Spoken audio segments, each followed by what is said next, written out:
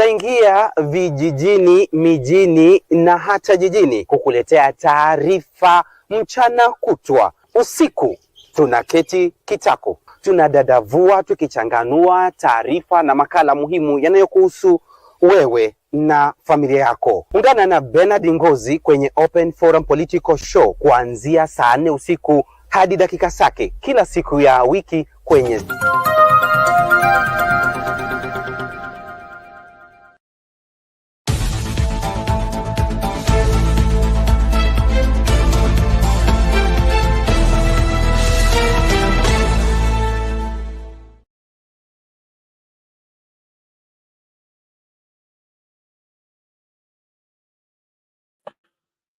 Good day, ladies and gentlemen. Welcome back for another amazing episode of the Amazing Moment. Now, the floor remains and the principal remains Kamakawa Kamadawa. I am Shedizo, and tonight I want to welcome you for another amazing Open Forum show that we'll be having and we'll be rolling up till Masai. So I'll be rolling the first segment, and Douglas will be joining up with the second segment. We are behind the schedule, but what I would like to ask is join up the show so that we can have the conversation together and we can have the discussion on board together. If you're getting me, I'm called by the name Shadizo. Just comment there, Shadizo, and please invite somebody to watch with. And please don't just be watching alone, and be good. And today we're having a great conversation whereby we'll be talking about the promises of Ruto. Also, today we have an incident whereby the Ruto convoy hit one man at Jogoo Road, at Mombasa, Ngong Road, and it was so bad. Also, other things that have been moving up. Also, be checking what it did towards that. So, what I want to ask you is the link to join up the studio. So, on the comment section, please click the link and use it to join up the studio so that we can bring sense to our politics. So tonight we don't have much to speak, but tonight the little we have I need to share with you. So I want to bring you on board and ask you please let us contribute towards this, because tonight is another night to bring Kenya to a better place. So we have the alignments and we'll be rolling up, bring every chip.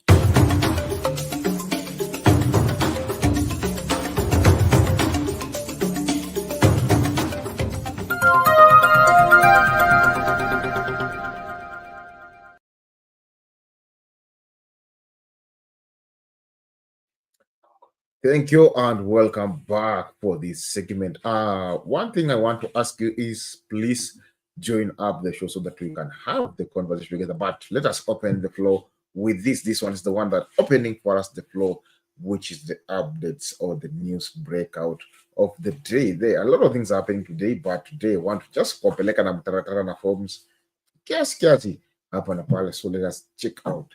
This is what give us the discussion tonight. Really unfortunate situation there. Now, prosecutors in the Rex Masai death inquest want the court to expedite the provision of critical information by the National Police Service that will aid the ongoing investigations. Investigators are demanding operation orders from the police detailing the deployment plan of police officers during the anti-government protests that saw Rex Masai shot dead. Through its lawyers, the National Police Service says that some of the information demanded is protected under the Police Service Act. NTV's senior reporter, that is Sharon Omanyi, with that story. Appearing at the Milimani High Court before Senior Principal Magistrate Geoffrey Onsarigo, two witnesses took to the stand on Thursday, giving their first-hand account of brutality in the hands of the police during the anti-government protests in June last year. What did they use to beat Rabban? They were using their boots, their hands, their batons, everything. Everything? Yes, everything but the guns. I was injured on my feet and I was sitting. When we went there, I sat like on the floor, on the corner. So I was in one corner, Laban was on this other side. So I was trying to shield myself from being beaten, and they actually tore like my hand. I was even stitched, and until now I still have pains. The Rex Masai case has raised significant questions about police accountability and the use of force during public demonstrations. Ukaonyesha kijana alikuwa amelala kando ya barabara. Na alikuwa na mwenzake. Na mwenzake nikasikia akiambia polisi awasaidie. So nikasikia polisi amesema wacha akufia hapo huyo. Previous hearings on the public inquest have seen former Nairobi Police Commander Adamson Bungei denying any police involvement in the fatal shooting of Masai, stating that the demonstrations had been infiltrated by various individuals. Do you know who was in charge of any deployment at that time? We didn't have specific deployment to mention that somebody was in charge. It was about a situation that was being responded to. And in police service, the operation or mode operandi depends on the situation that leads to reaction and action to be taken at that time and day, and at that time of need. When he gave his testimony in December, Isaiah Ndumba Murangiri, the police officer accused of shooting Rex Masai, maintained that he was not near the scene and could not recall what clothes he was wearing that day, despite the court being informed that data from his registered phone number indicated that he was in close proximity to the incident on that day. In a court order dated 17th of July 2024, the court compelled the Nairobi Regional Commander and the Sub-County Police Commander Central to avail to the case investigators operation orders issued by the police for the period from the 18th of June 2024 to the 25th of June 2024 in their respective jurisdictions. Orders that the police service is yet to comply to. And today, prosecution lawyers reinstated this demand at the court. Whether an operational order was issued is an issue which is contested, especially with respect to the events that occurred on 20th June 2024. The hearing has been postponed from Friday, 14th of March to the 12th of May, awaiting what the prosecution lawyers say are two critical witnesses. This will be followed by scheduled hearings on the 9th and 19th of June. The inquest aims to uncover the truth behind Rex Masai's death. The court had today of requests ignored and orders unfulfilled. The wheels of justice meant to ensure accountability are struggling to gain traction. The question now, will those meant to serve finally cooperate? For now, the search for the truth continues. Sharon Momanyi for NTV at the Milimani Law Courts in Nairobi. That's how things are on the ground. That's how things are. Rex Masai inaendelea. Rex. That's how things are happening. Things are moving so fast because the story of Rex is still going on and on. So what I want to welcome you to the studio. Let us have the conversation part. Before we roll up for the conversation, I want to take this another thing to another level because today a lot has happened and a lot is going on. And please, I urge you, Kenyans, please let us come on board and let us share this, because this is our connection, and we can't allow to let our nation get into mess because we are afraid of speaking, we are afraid of talking. What I want to ask you is, let us move on together and let us come together so that we can bring the alignment to our nation. Okay, let us bring up the news, gang, as we are loading up or as we are waiting people to join up for the show here, because people are coming and I know what people are on the way. So let us invite somebody. We are here and we are already setting up. Amaji, we are ready. We are rolling already. So let everyone jitokeze mapema ndio maana mapema ndio.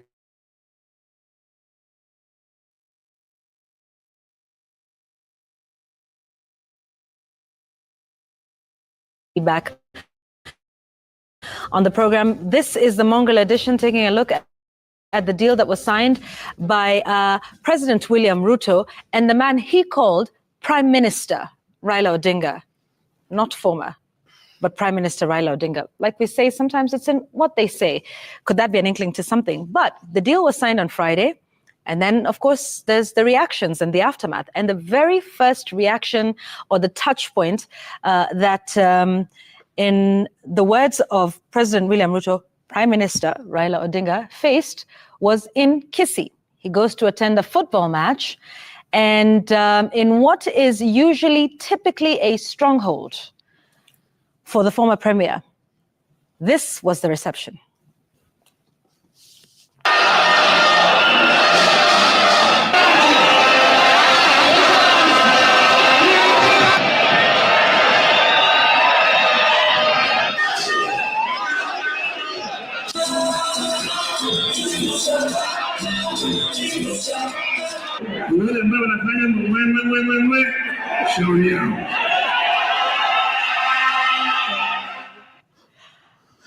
Well, not quite what he might have hoped for, Jay. True. I think must have been a shocker to Raila Odinga, considering that Kisii was one of the places that he did his consultations just 2 days earlier. But then again, the reception is exactly what you would have expected, especially in a place where in recent days have seen or have said that the general ODM mannerism has neglected them. You remember there was a time that ODM had a meeting and a number of Kisii MPs did not show up, insisting that they were being sidelined in the appointments in government and all that. So I want to believe that what happened in Kisii was multi-pronged. One was the young people who feel that Raila Odinga betrayed them by siding with William Ruto in the MOU that was signed. But two, the local politics that has played part. You remember previous staunch supporters of Raila Odinga in Kisii, like the Senator Richard Onyonka, the likes of Anthony Kibagendi, have openly been saying that the party has betrayed them or the party has neglected them. So I think this played very well to them. And it could be something that I want to believe. Also, I saw one of the elders saying that Matiang'i, being a potential presidential candidate, could have also had an issue with that. The people are saying, hey, right now, we also have somebody that we are going to keenly look at as our own. Just like Elke was saying earlier on, that we are still heavily ethnic in our politics. And therefore, when we have somebody that comes from our side of town, and we see somebody that has either disparaged him or acted in a manner likely to suggest that he's not worthy, then we will show our protests to him. And then Yvonne, was it a couple of days later he spoke in Kiambu? He did. I don't know if we can listen to that soundbite, Roba? We can. He now then had to, of course, find a way to have a comeback, yeah? Read the mood. To read the mood. And he was in Kiambu, no less, by the way. Yeah. Wanasema hiyo sonata tumesaliti nani? Tumesaliti nani? Tumesaliti nani? Hakuna mtu tumesaliti. Tulikuwa tayari tumesema tunataka kuendelea mbele na watu, na wewe mwenyewe nikamwambia tuendelee mbele, wakakataa. Nasema mara naenda akatuuliza. Mimi niliwaeleza. Sasa vitu wengi wanapiga kelele hapa na pale, oh, Raila ameenda kwa Ruto, ametuacha. Mimi sijaenda kwa Ruto. Ruto amekuja kwangu. Mimi nimesema mimi nibaki, msimamo yangu haijabadilika. Kitu muhimu zaidi mpaka zalivyo mpaka sasa, mimi nakuwa napigania haki ya Wakenya yote. This was just, I think, a day after Kisii. You've given reasons why what happened in Kisii could have happened. Either one, because of that tag of umesaliti watu, because that did come up after the agreement was signed, that umetusaliti, because of the fact that you were the person who we had seen as the opposition, the person who was going to lead maybe the fight for us against the government that is seen to be unpopular, but then you join them. So that usaliti tag is one. And two is what you said about Kisii politics, because even when he was doing his tour of the areas, after, of course, he said, I'm still consulting to find out whether I'm going to join this government or not, the reception in Kisii was not as great as would have been expected. And for Raila Odinga, I think he's used to some kind of adoration, I think, from such areas. In fact, someone was saying for Raila Odinga, either unampenda sana ama haumtaki. There's no middle ground. So alikuwa amezoea that adoration from that part of the country. But then when you go there and you clearly see people walking away, you start asking yourself, kwa nini imebadilika between the last time I was here and now?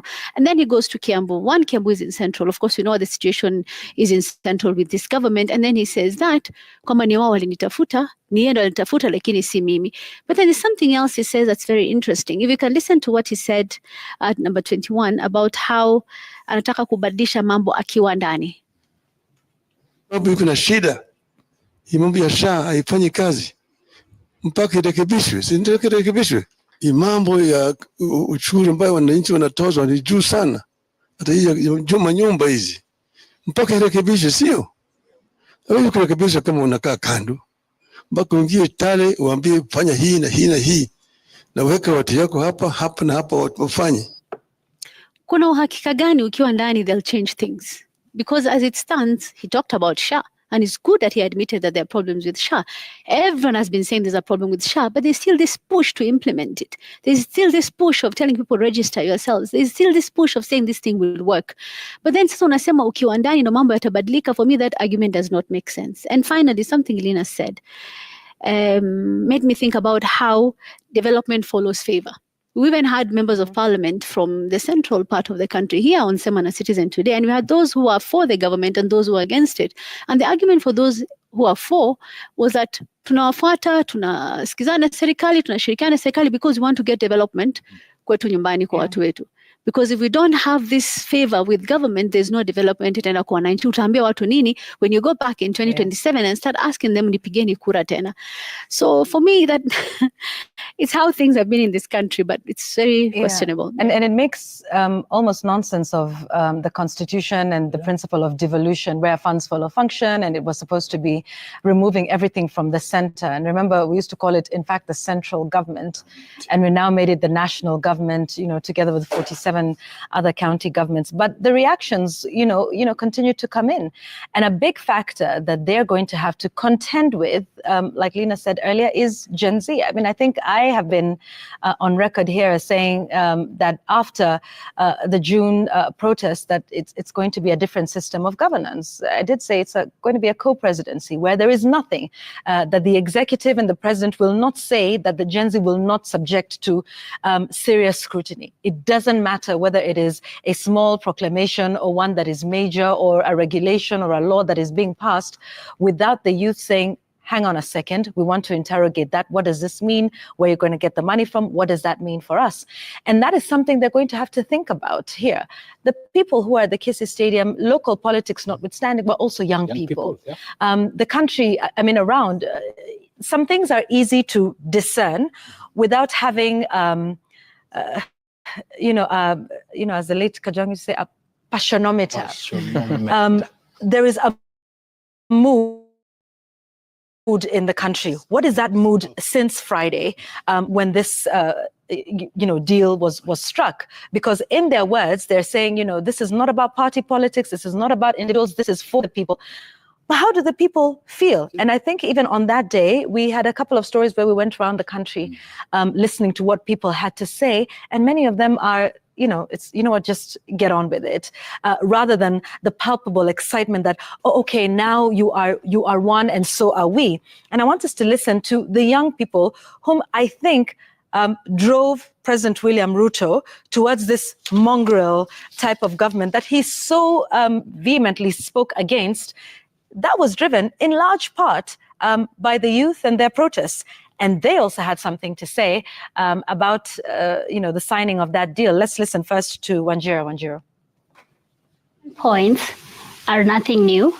In fact, William Ruto has disregarded all the 10 points over the course of his presidency. The sovereignty of the Kenyan people, the right to life, all of those have been disregarded. So his alliance with Raila, in fact, I think Raila himself said that William Samoei Ruto, even if 100 years, he Kenya. So these are the same people trying to solve the problem that they created. So how can the problem solve the problem? They are the problem.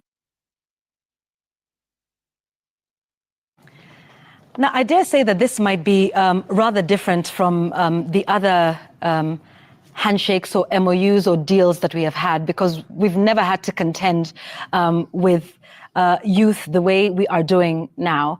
The level of engagement is much higher.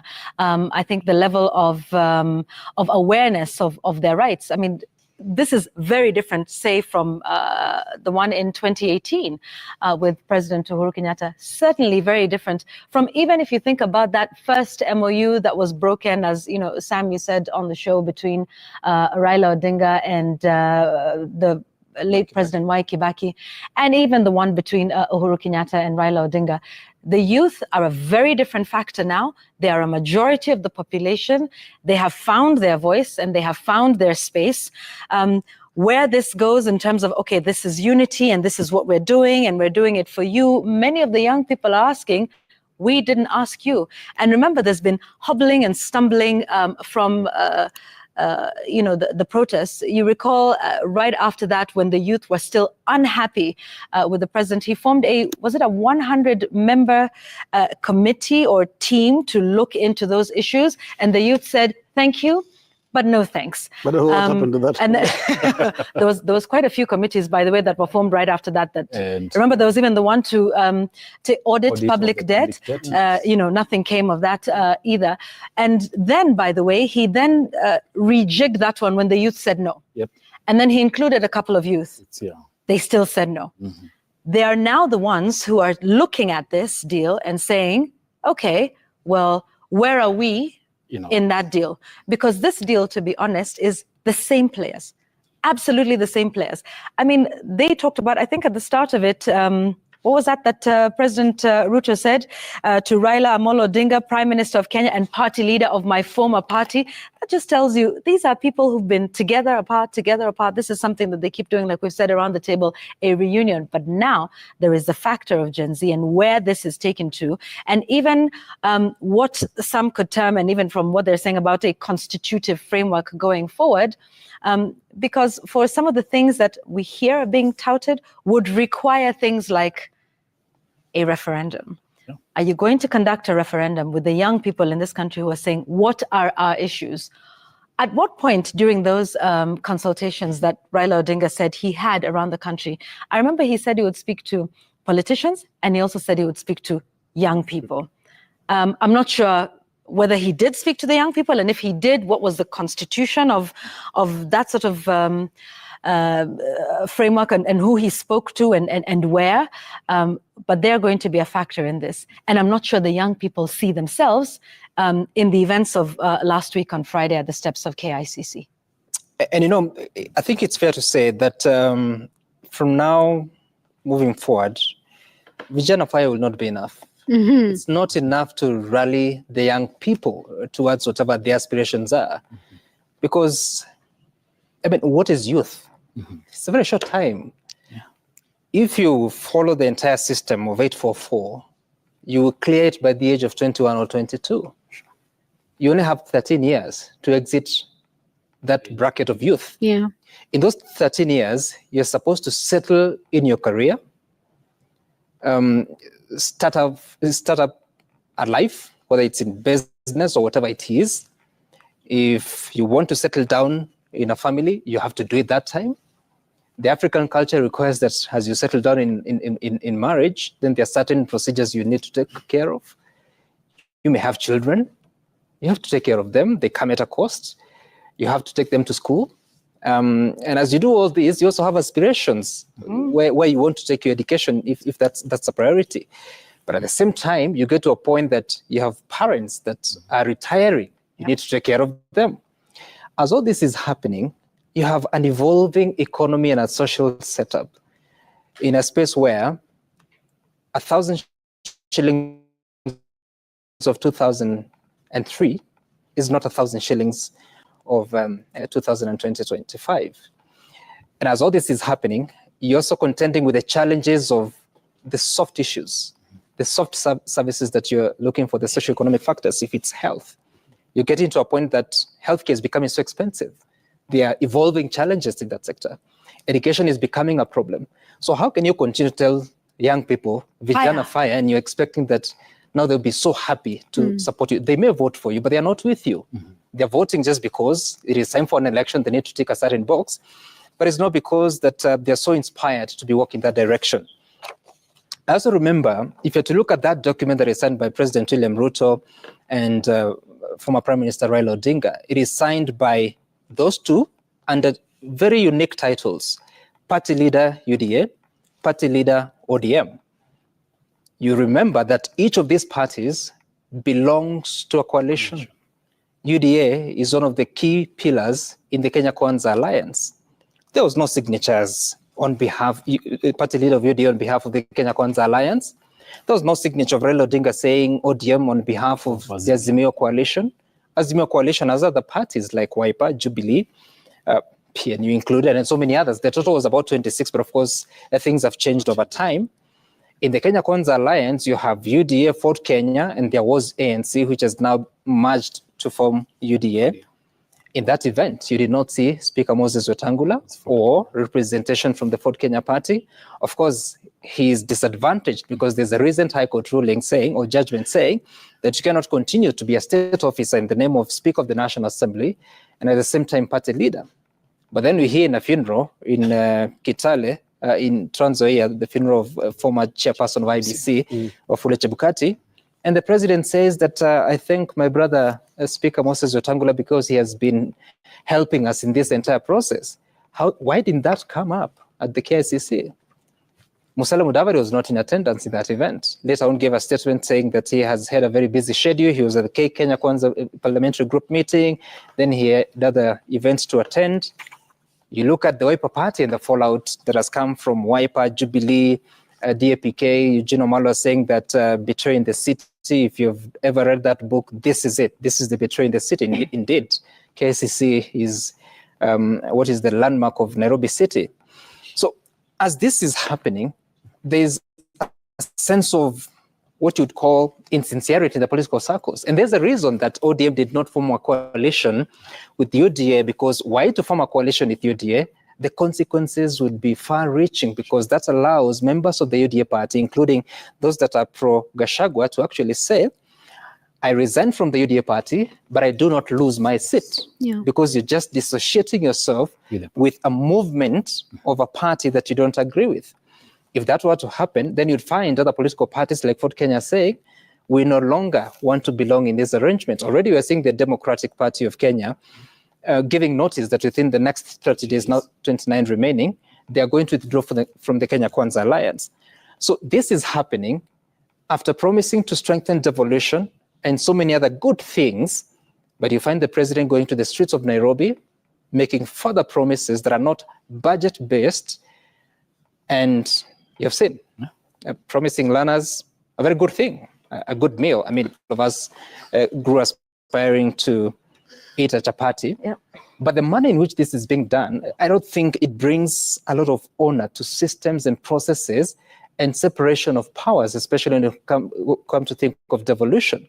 Even the ID, sorry, Gituku, even the ID, removing the charges. Exactly, including the identity roadside cards. declarations are back.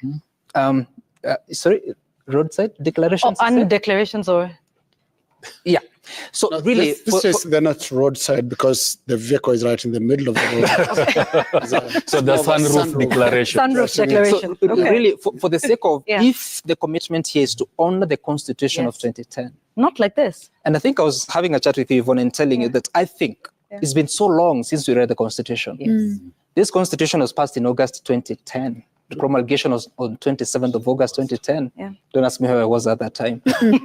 But I was you aware read the Constitution of what was going on. Everyone appeared to know what it is, including those that said, Baba Mesoma. Or so and so. So Cypriot Mesoma. 15 years is such a long time.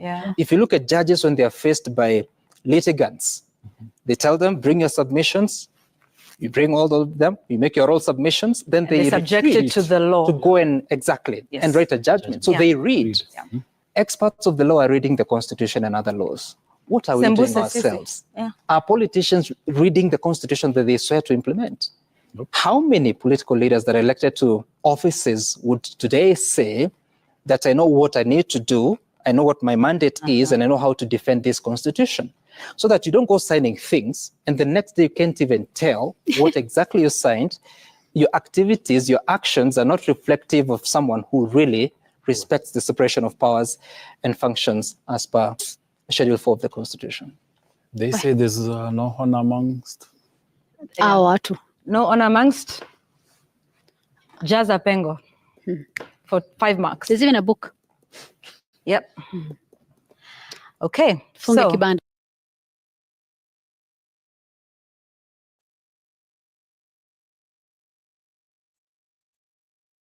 This is how things is now. Mambo yanachimuka hivyo hivyo, and we are still moving on swiftly. So I want to welcome you to the studio. Let us have the conversation. We've seen the first part, whereby we've seen that the tricky or the blame game is being shifted, whereby some people are saying realize the blame to be blamed, they're saying Ruto is the man to be blamed. So the game blame or the shifting of the blame is becoming alarming. So Kenyans, what I ask is, let us avoid the shifting and the blame game. We are blaming one another for nothing.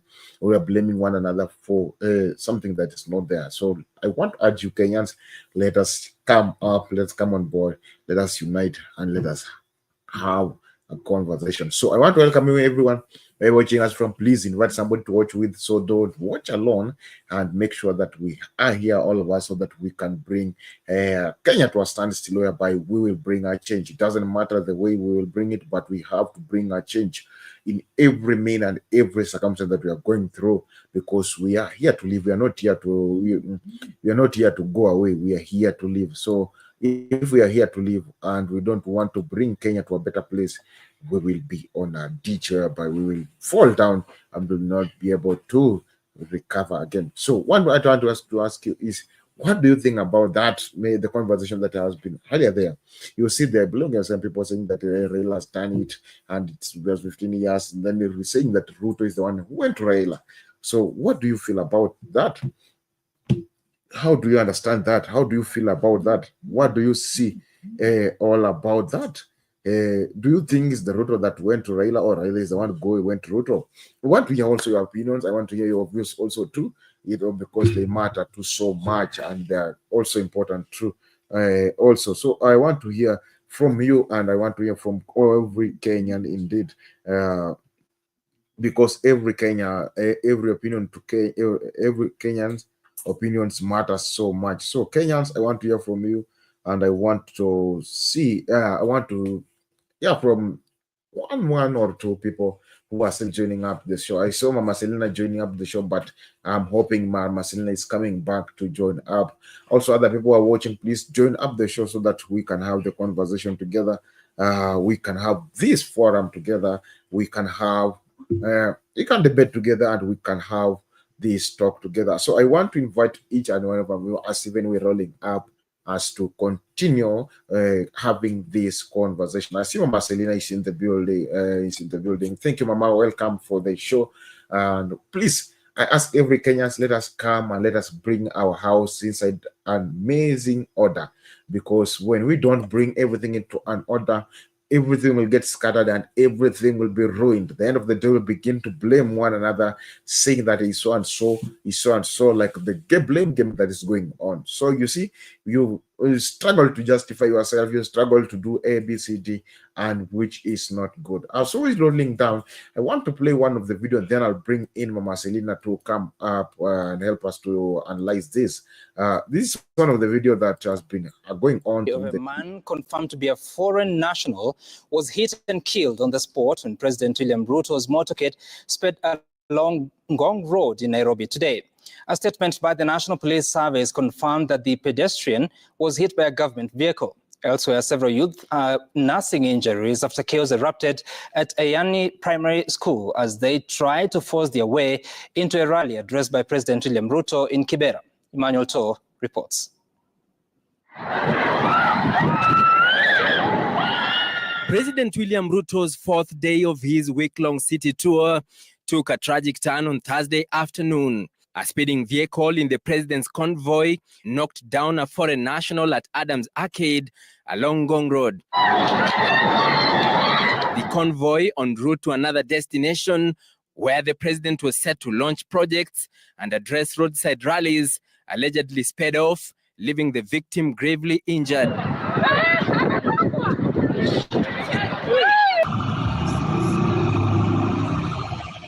The unidentified body was first taken to City Mortuary before being transferred to Lee Funeral Home later in the evening. In a statement, the National Police Service said the man was hit by a government vehicle, stating, quote, following a road traffic accident that occurred today at Adams Arcade along Gong Road involving a government vehicle, which resulted in the death of a pedestrian who is a foreign national. The National Police Service is now handling the matter and investigations have commenced. The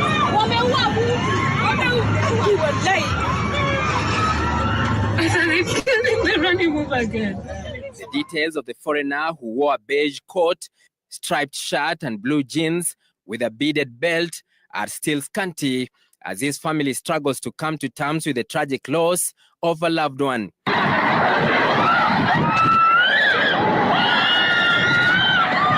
Reports indicate the vehicles, which were traveling at breakneck speed, were moving from Langata constituency, where the president was launching several projects, including the Affordable Housing Project Phase 2 and the Langata TVET in Karen C in Langata constituency.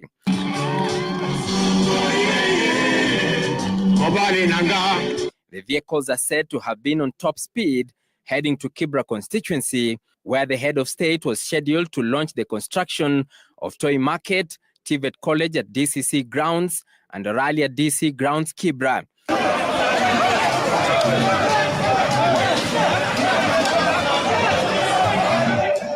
This comes as police were forced to use batons to deal with rowdy youth who tried to force their way into the Ayani Primary School in Kibra to see President William Ruto addressing the students. The youth who had first made their way into the school compound, pelting stones as the police pushed them back. Nairobi woman representative Esther Passaris and Makadara legislator George Aladwa caught up in the melee. In the end, the police, seemingly overpowered, let them in as they made their way to the main pitch where the president was addressing. This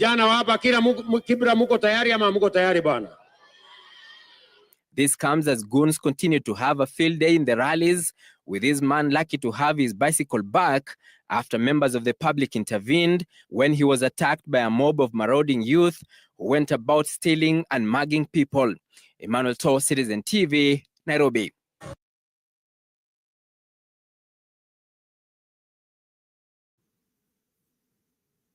That's how things are on the ground. I would like to listen to Mama Selina as we are moving on. Mama Selina, how are you?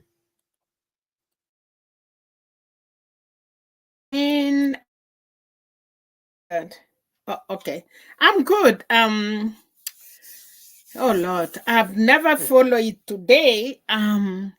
We have election going on in Uganda, and the Chunda is rigging election. So I've been busy watching a by-election in Uganda. But anyway, I know you have said something. I was not. Yeah, I see the person was run by the vehicle, and they say it's a foreigner. Now, this is too much in this country of our Kenya country.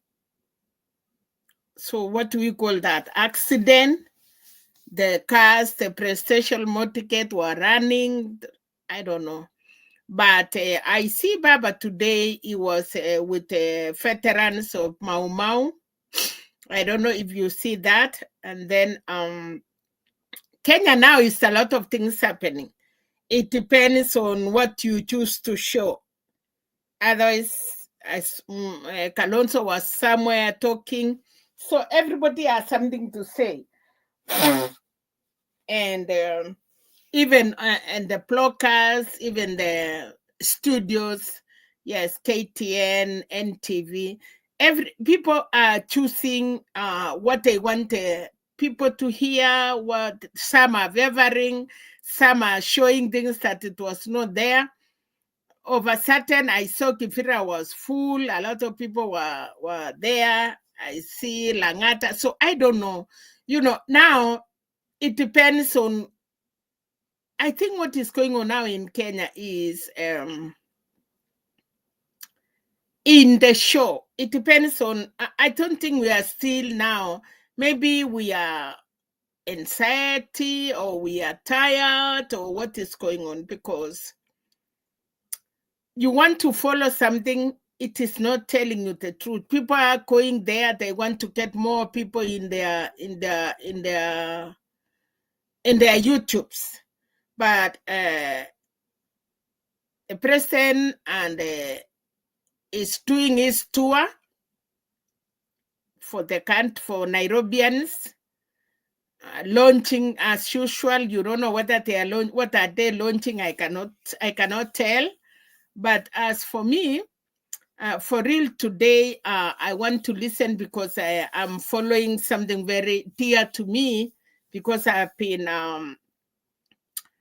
working with these people, people power, and that is why you see me, they call Mama National Unity Platform.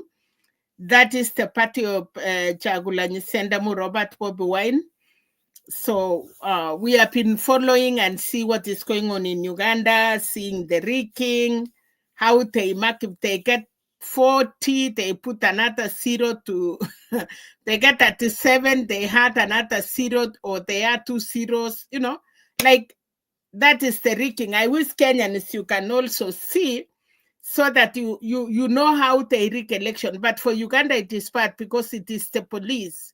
It is not IEPC. It is the DRCs, which are like professional police officers are doing the rigging. So anyway, I don't want to bother you with that.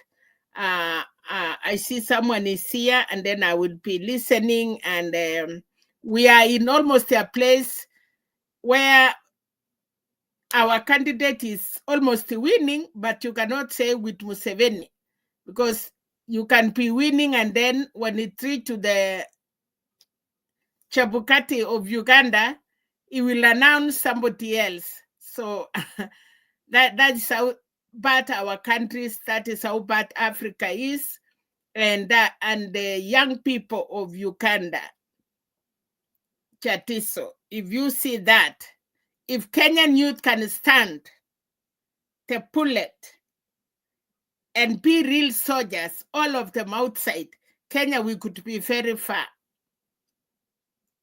If we can come out like those young men of Uganda, they are red everywhere.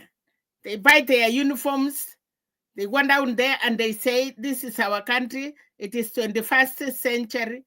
So I wish we are there, but because of us, you know, Kenya, we have not reached those stress that we have not have a president being in the power for 40 years. So that is why. So let me listen, and I will be listening and still doing some analysis, because with other people from Uganda. Thank you. Thank you, Mama Selena, for that contribution. I see Gurishan, I see Generali is in the building. General, I think I appreciate so much for joining. But before we bring up Generali, let me just give a shout out for the people in the comment section as we are moving on, because they are also important. I also be reading their comments too. I see this person, first person who nulia suti ya kamote. Hata kama kulangi suti ya kamote, it is a star. A star thing. Thank you so much. Today you are number one. So saying good evening, Bernard, and all of you. Bernard has gotten your greetings. I see Tuni Muhammad says hi, Shadizo and Douglas. Thank you, Dagi. I hope you have gotten the greetings. I see there's one person called Press J. Thank you, Press J, for joining. I see the guy himself, Ngozi M. Bernard, saying at followership. Thank you for the team Facebook. I see Tun Muhammad saying Mama Selena, welcome. It's also saying at Guru, welcome. So feel welcome and feel part and parcel of this. Let us fix our nation together. The number of people who are watching is still low. Please invite somebody to watch with. The number is still so low. Invite somebody to watch with me, at least to be at almost 200 viewers. It will be good at least. So share, invite somebody, remind everyone we are here and we are ready to roll. Let me bring up Guru to say hi to us as he contribute to what's this matter that happened today. Guru, how are you? Generally. Yes, you referred to me as Guru. I got confused. I'm How are sorry. you? I'm sorry, generally. Yes, I hope we've had political moments here in Kenya today. And just to talk about the by-election in Uganda, I was spending my time following it, I think, before 9 p.m. today, and that is for the books because the manner of rigging is even outdated. I've seen them adding zeros, having more votes in a polling station where there are few just to ensure that the votes are higher or the candidate moves closer to winning, although it is clear they may not be able to win. Like I said last time, this is always a bad example to Africa, and even leaders who would be democratic would be copying this from Uganda. So my every hope is that he gets out of that seat or he does better things with respect to human rights and democracy. On today's and Kenyans politics, I think 2 days ago I said that we would be seeing more of violence in the rallies by the president, and that has come to pass. Yesterday, you saw how it was on the areas of Kawangware and surrounding areas, and a similar scenario was seen today in Kibra, Langata, and all those regions. Like I say, our people have got a culture of wanting to get opportunity to do all the bad things they want to do. If it is stealing, beating people, stealing from stores, stealing gases, bicycles, phones, and just beating people and raining frustrations on people during this time because it is an opportunity for them to go out there and there is no accountability. And it is my feeling that this rally, as it comes to an end tomorrow, leaders can look at how they do their politics in Nairobi. I think it is one thing that need to be looked into because we are headed to a political moment.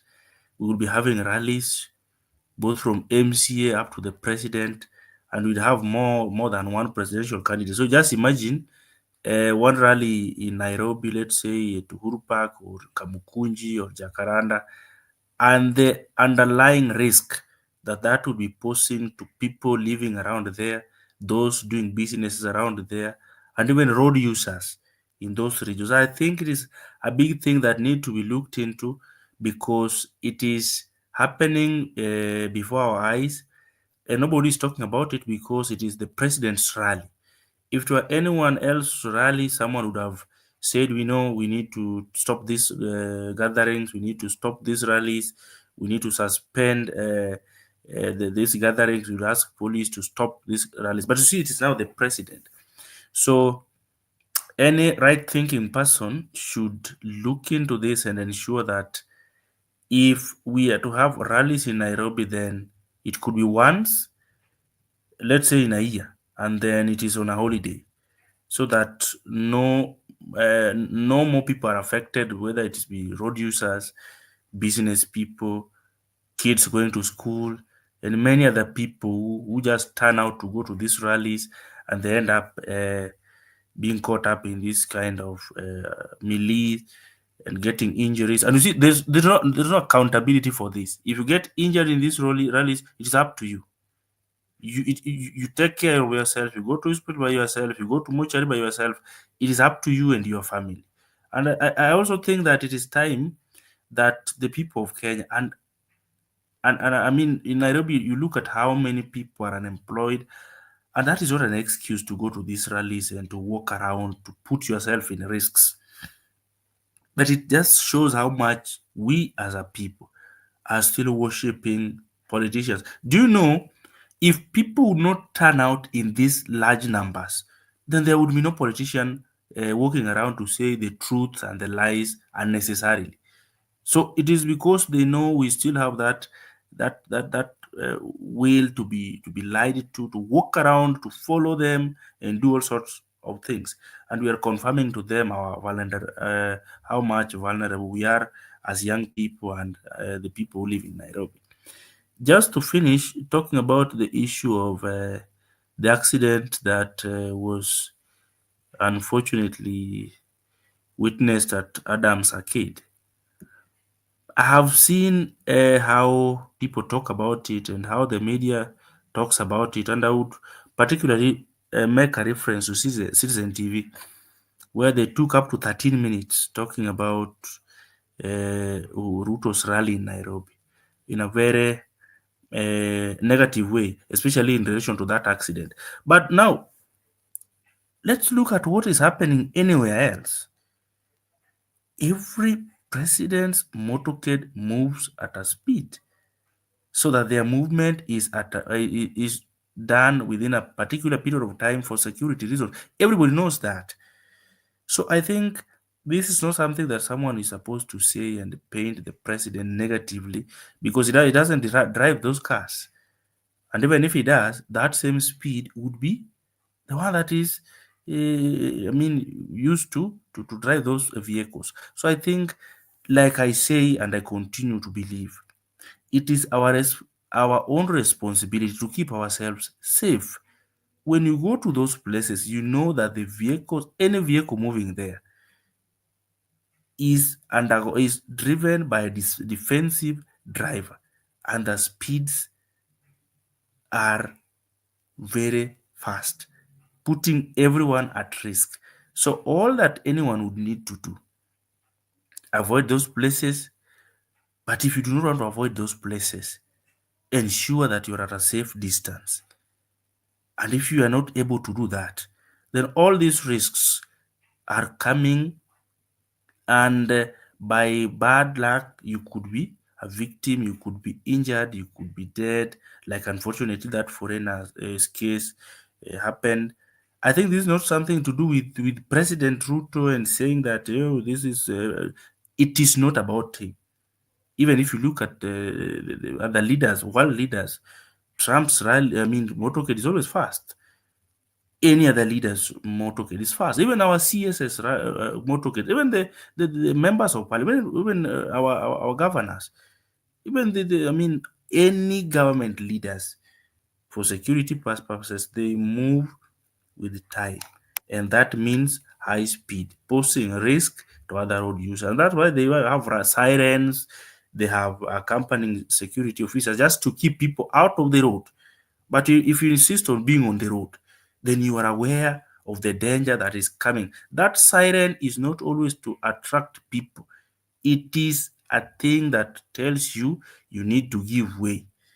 So this is not about President Ruto. I think this can happen from any other person. I remember even before he became president, in one of these rallies, I think it was around Rongai. If anyone would remember so well, one of his security, those who were hanging on those cars, fell off. And is it just because of the speed? So this is something that anyone expects, and therefore sisi tukisikiza siren, mtu anafaa kuwa anasonga mbali na barabara, juu unajua familia yako wanakuhitaji, pengine watoto wanakuhitaji, na we mwenyewe unajihitaji, and therefore this is no excuse. The rally is coming to an end tomorrow. I know it is going to be on Embakasi and parts of Kasarani. I know anyone who would want to go there, the best thing that you can do is to stay on the safer side. If you must see him, stay on the safer side. But if it is risky, stay in the house. At the end of the day, you will be able to watch everything. I see this platform streams these rallies all the time. So there are so many streaming platforms that you could easily and seamlessly stream it without putting yourself at risk, so that we do not have to talk about you as a case of someone who was injured or lost their properties or lost their lives. I think that would be my submission at the moment. Thank you for that submission. Indeed, it's great, and I hope we are moving on. So please The number of people watching is still low. We agreed we're moving to 200. So invite somebody to watch you so that we can achieve that number. We have a bigger target as we're rolling up, because in a few minutes, Douglas will be joining up. But before we brought up Douglas on board, I want we do this thing. Let us click like. Everybody that we're watching, just click the button of like, just like the video, and please comment in the video, say najivunia kuwa Mkenya. Hata kama Kenya ni mbaya, just comment on the comment section, najivunia kuwa Mkenya. If you are not a Kenyan, please sema na naipenda Kenya, and it will be good on the comment section. Watu wa comment section wote tuchangamke. Those who are watching, please weka tu kwa comment section najivunia kuwa Mkenya, ama mimi. Kama if you are not Kenya, just write I love Kenya. It is good. We love you too as Kenyans. We are here to make the alignments and to make sure that our nation moves ahead in a good way. So invite somebody to watch with. For those who are still joining up, saa inaenda, muda unakimbia. We don't have a lot of time. We have very short time as possible. Let us check out this, and then I will bring the some rotational conversation. Then Douglas will be picking from there. Okay, Shatiso nilikuwa sorry. Yes, ma'am, ulikuwa unasemaje? Nimekwambia tumepata good news. Museveni amejaribu kurik election, imekuwa impossible. So imepitu wametangaza our candidate. The young people wamesurround Electoral Commission, na sasa tumepata hiyo ushindi. Ndiye nilikuwa nasherekea. Nilikuwa nimekwambia hatujalala, but we thank God.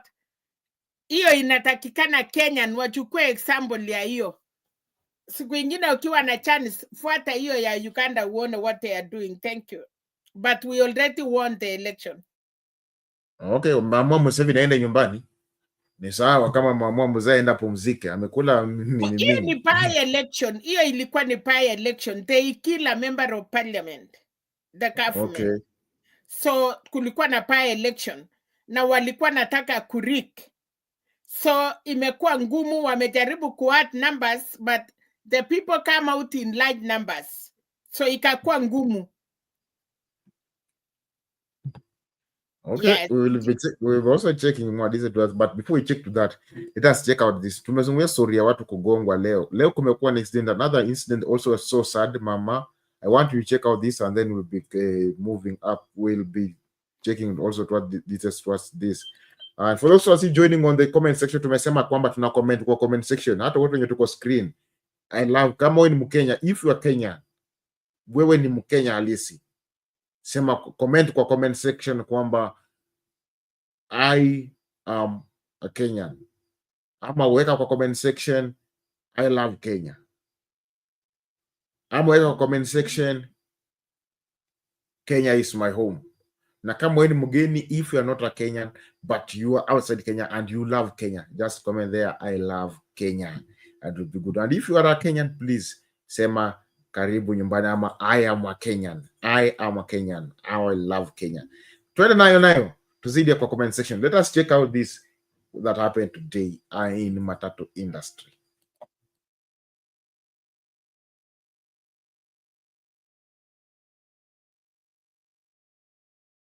Roiro, Kiambu, to developments of a very sad story in our public transport. Police in Roiro, Kiambu County have arrested a Matatu driver and detained a super metro passenger vehicle following the death of a passenger who was allegedly thrown off the moving vehicle.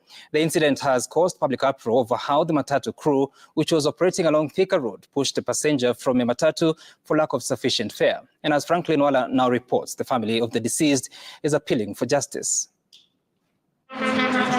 Disturbing images of a passenger who was allegedly pushed from a moving Matatu has sparked anger and condemnation. The Matatu in question belongs to Super Metro Sacco, registration number KDL 125N, and was on the fateful day being driven by David Nderitu. It has been reported that David and Ataut, who was part of the crew in the Matatu, allegedly pushed Gilbert Thuku Kimanu from the Matatu, causing his death. The incident happened along Thika Road at Kahawa Sukari. Gilbert had boarded the Matatu from Kahawa when Dani headed to Thika. Witnesses say Gilbert was to pay 80 shillings as fare, but he only had 50 shillings. An altercation ensued between Gilbert and the tout in the middle of the journey. And it is here that it is said Gilbert was allegedly pushed from the Matatu. The vehicle was driven by David Delito,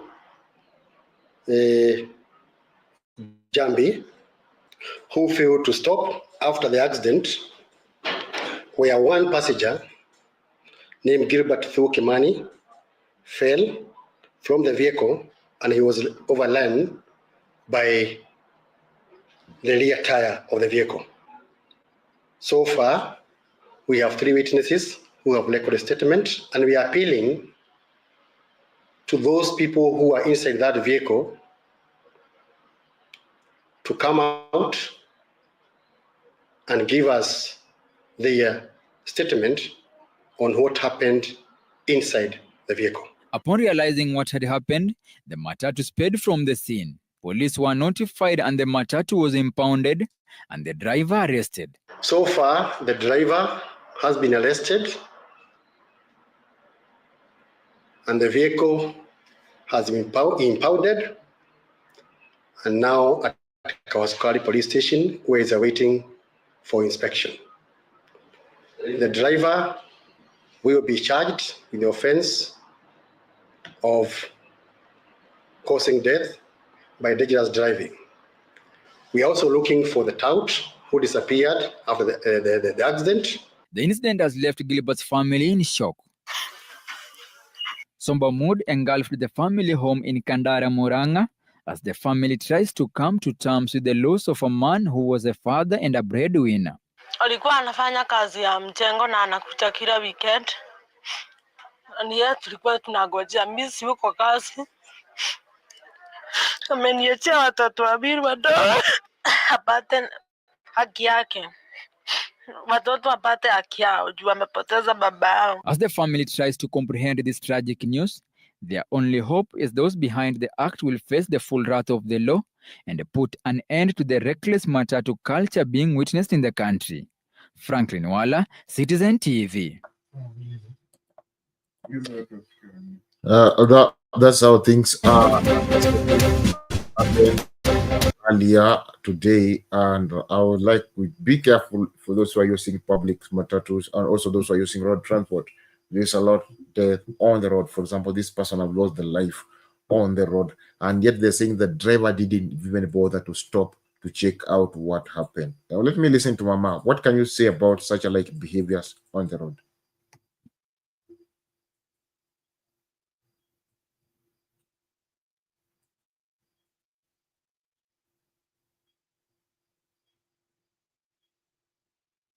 Mom, can you hear me?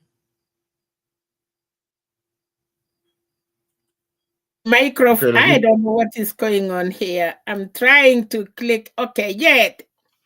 So sorry. I don't know. The devil is so now. Tika wrote again, and it is a young person. So is it a careless driving?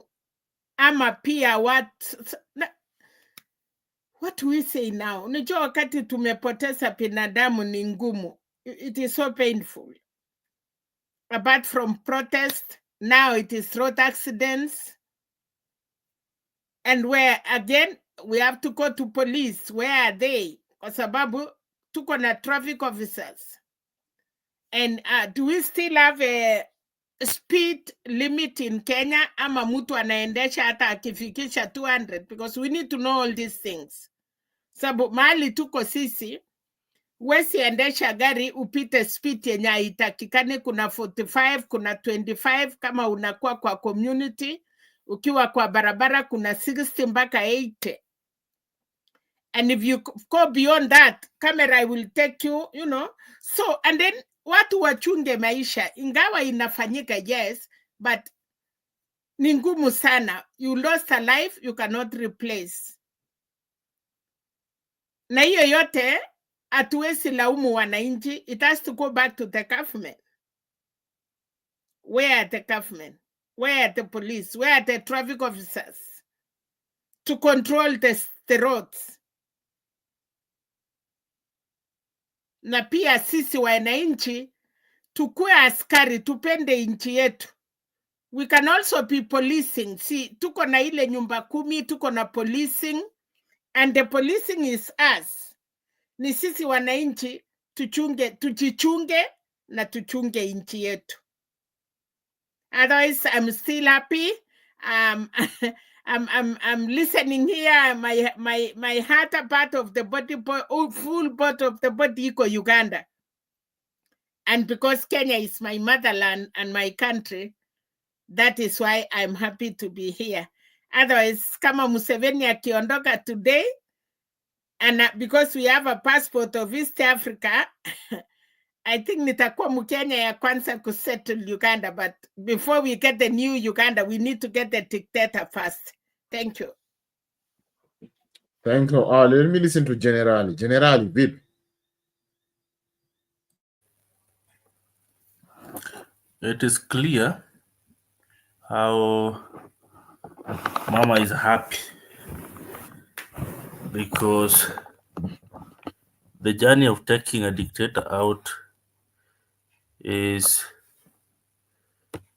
seemingly bearing fruits. Now, that is good news, but we have a bad news actually. I think it has been 3 days after this incident of Thika Road. And you see, this thing is not starting now. It's not starting today. The issue of touts throwing passengers out of moving vehicles didn't start today. I think I remember stories of 2014, 2015, even issues of people saying, people harassing female passengers. Or you remember the time we came up, the phrase of my dress, my choice came out. It was just about these touts. So I think we need to have policies in place. If we are a country governed by feasible policies that are enforced, we are unlikely to have issues like what is happening with touts, especially with this circle on Thika Road. It is a very famous circle. It's a very big circle. And even if the vehicle was impounded like the police is saying, tomorrow we'll see that vehicle on the road. And if there is a case, the case is there between the tout and the family of the guy we have lost. So the company, the circle, the company is losing nothing. Just the issue of backlash here and there, the issue of tainting their public image. But you see, that does not affect them that much because already they have a route that they fly as a Nairobi-bound vehicle, and it will continue to operate. So all we need to do, or what we expect, is from our leaders to have policies in place to address issues like this. Because if you look at the video of the family members, especially the wife, describing huyu jamani mtu ya mijengo akirudi jioni anarudi na chakula and such kind of things, and now he's not there. What do you think this lady is going to go through? The justice system in Kenya, all of us are aware of how whatever it does. If it is the issue of insurance, my hope is that maybe they do a bit of compensation to the family as well. But if we have policies in place, all this nonsense will not be there.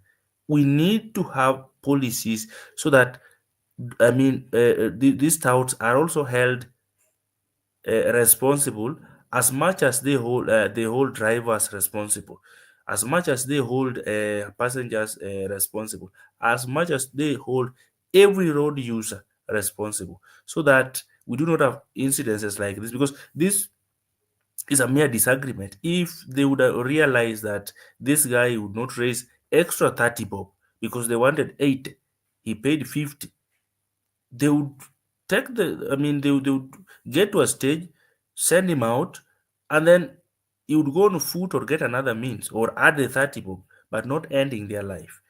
That was unjustified, that was uncalled for, and the family deserves justice, and we hope the government will ensure that they get justice, especially that woman that I saw. That is not how we need to treat one another, because the tout needs us. We need the tout, we need the driver, we need the company. We all need one another.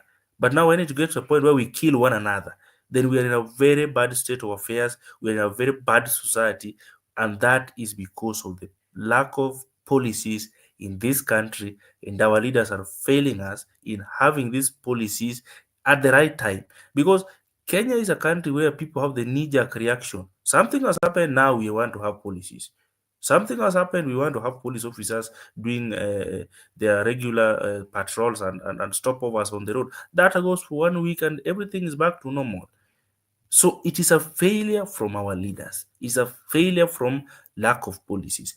Our legislatures who get a chance to get into these assemblies, instead of having policies, and if they are there, then enforcement should be there and it should be followed up so that the Kenyans are safe. Nobody cares about Kenyans because the rest of the leaders can afford to use their own vehicles. But us who use the public means are not safe, are not taken care of, are not protected. It is you, yourself, your family, and God, which is a very sad state of affairs, considering that we pay taxes in this country. That would be my submission. I thank you.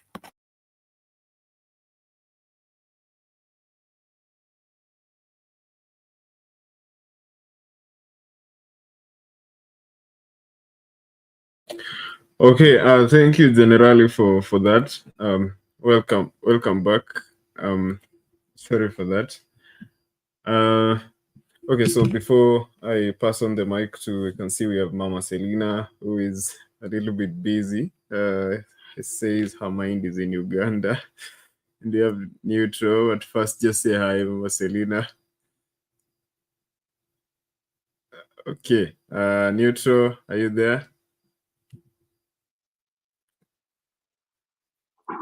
Niko hapa mjomba.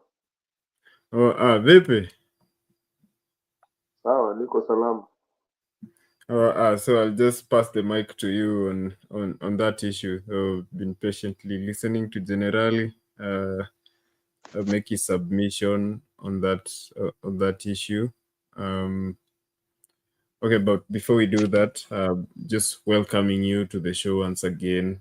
You've been riding with Shadizo, and now it's my turn. It's Douglas. Welcome again to the show. And yeah, so I'll just join the conversation. So Neutral, you can just pick it from where I generally left it on that topic.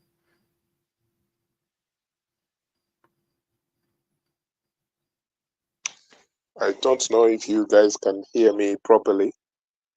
Yeah, loud and clear. Because there's something wrong with the sound here. I was using an earpod and then it's playing up. But if you can hear me, that's fine. So carry on, we can hear you. Yeah, Generali said something there. I was listening to his interesting submission, which was quite comprehensive. But he said something about people don't want to speak against the rallies being bandied about by politicians or leaders in Kenya. And I think a lot of people would want those rallies to end. But number one, the people who are attending are often paid some silly money so that they can attend.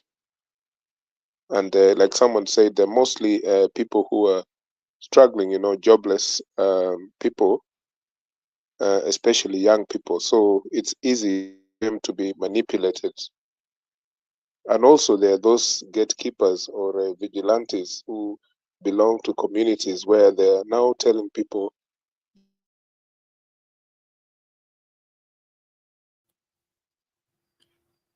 so that okay. Pole? No, we had lost you for a moment, but we can hear you now. So the leaders, basically they continue to hijack and capture communities, and that's why It's a disaster that started not so long ago, from funerals being politicized. This is something that has not even been 10 years old. The funerals were politicized heavily after Kibaki too. I think Uhuru's government, around that time, funerals were just basically politicized like never seen before.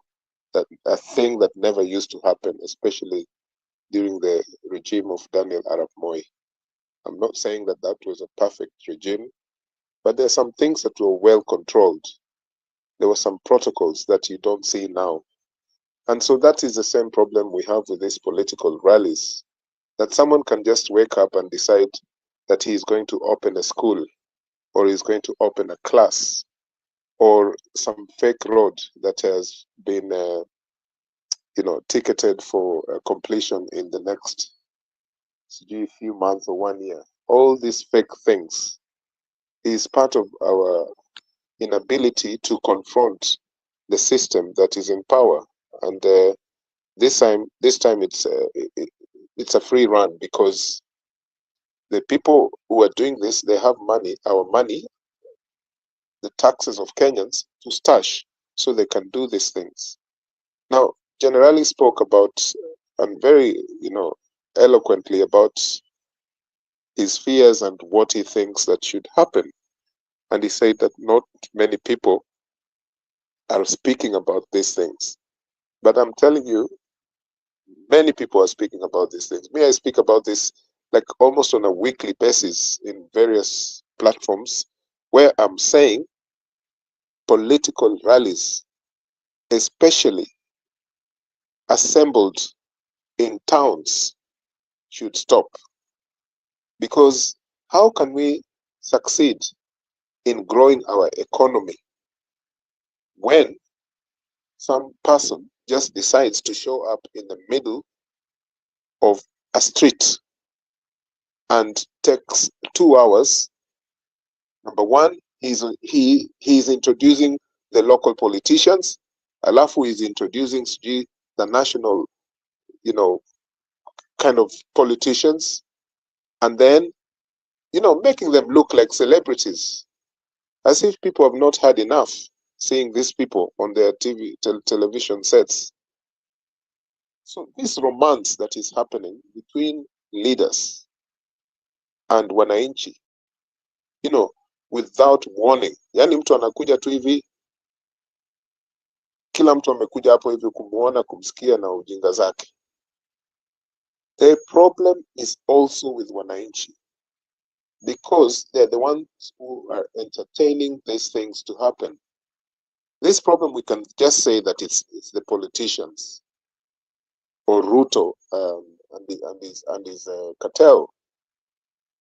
But then, kama ni shida ya Ruto, yeye ndiye anatuletea shida hizi za chapati sijui.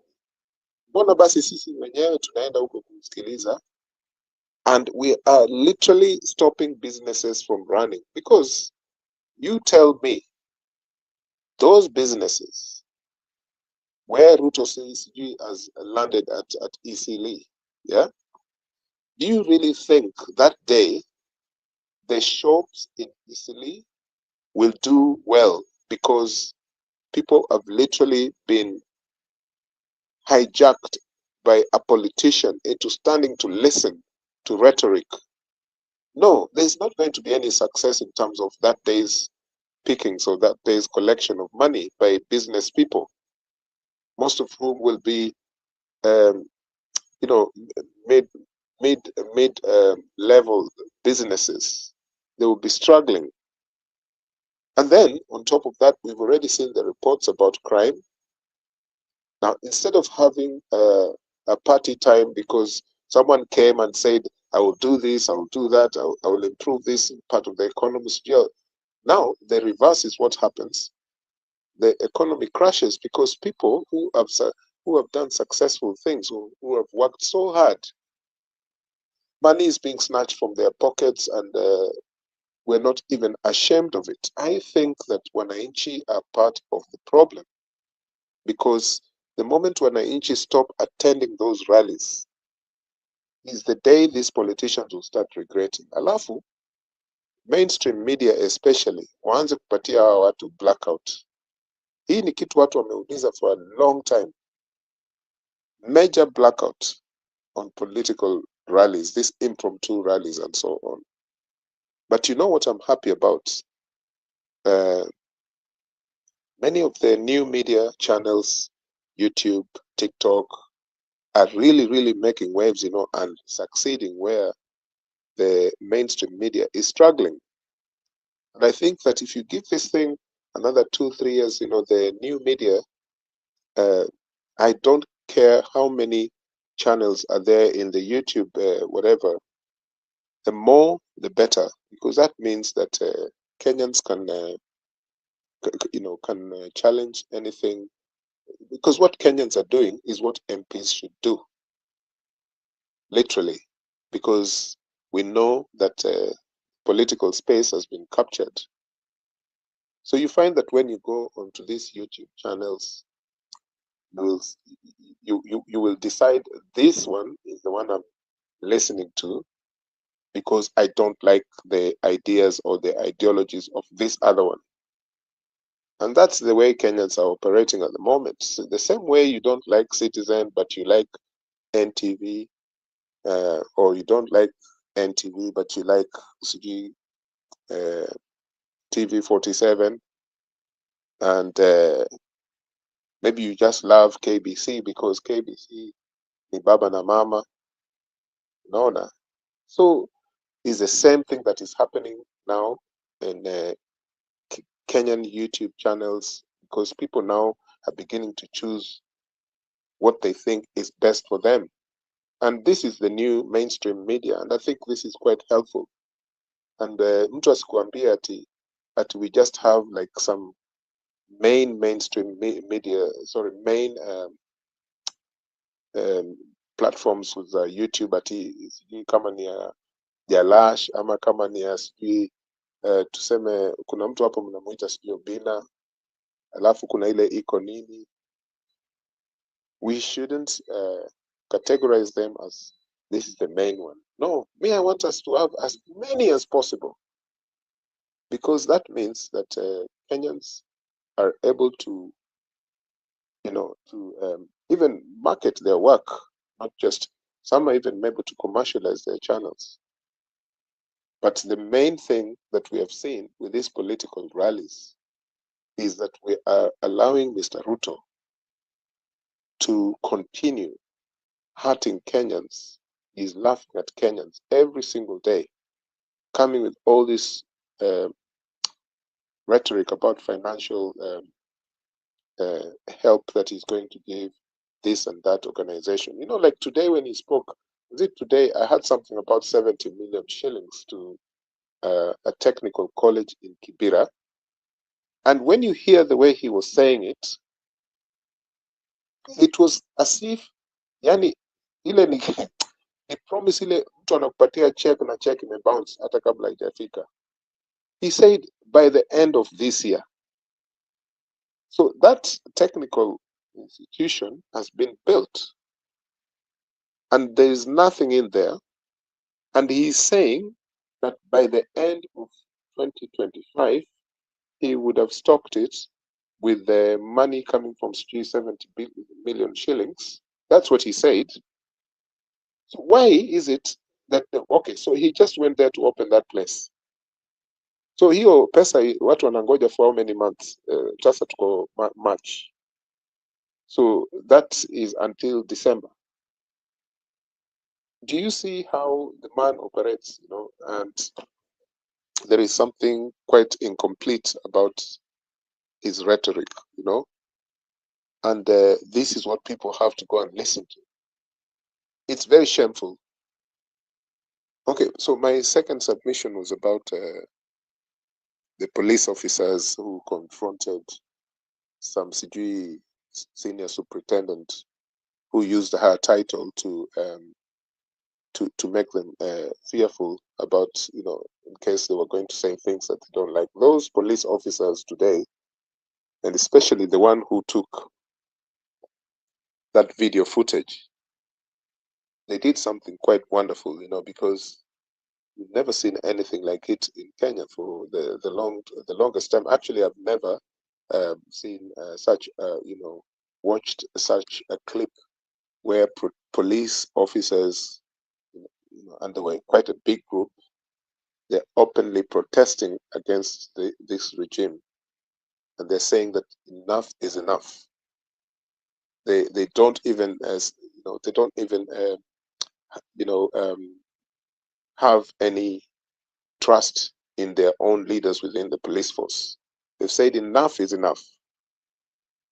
And if you hear the way those two, there was a lady officer and a man who were speaking on behalf of the other officers, it was, those people were very, very angry. And if this can happen, in camera, because for us it's in camera, because we're not supposed to know that this was happening. These people are just with the officers, the top officers. But now, if this can happen openly like that, can you imagine if they continue, Ruto's regime continues in the fashion that they're doing things right now, and the armed forces, of which the police is one of them, are getting angrier? It's not a good thing for the country, because it means that Ruto has to be able to respond to these people and their cries immediately. Because when we talk about the police, we're talking about the GSU as well. We're talking about paramilitaries within the administration services, the AP or the previous AP. These are people who have been trained to do counterterrorism and things like that. So they're not just ordinary officers. When you mention the police force, you're not just talking about constables. So the thing that Ruto and his cartel needs to work on is respond to the hardships that is going on right now, affecting the security services before it's too late. So I think that what they did was quite brave, and I think that and that was just one single chapter of the police force. And can you imagine if that was a national movement of the police? Who knows what is happening behind the scenes? That guy just stood there and told the senior superintendent, "Stop telling us bullshit. I'm sorry about this wording, but that's what he said. And this is something you've never, kwa sababu hao watu saa zote wakiona ni hao masenior officers wao ni sijui salute, saa zote ni salute mtu hata kama hutaki. And it shows something as well, that the people who are representing Kenyans in the trade unions are useless.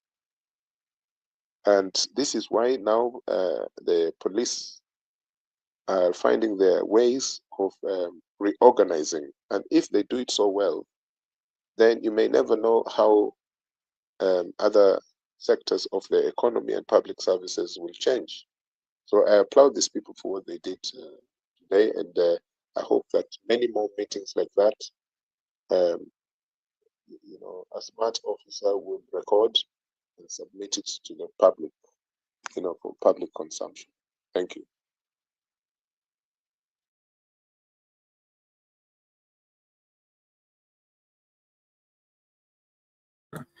Okay, sorry for that. Thank you, Nitro, for that submission. Okay, so I still have Mama Selina and Nitro. I think Generali has dropped off.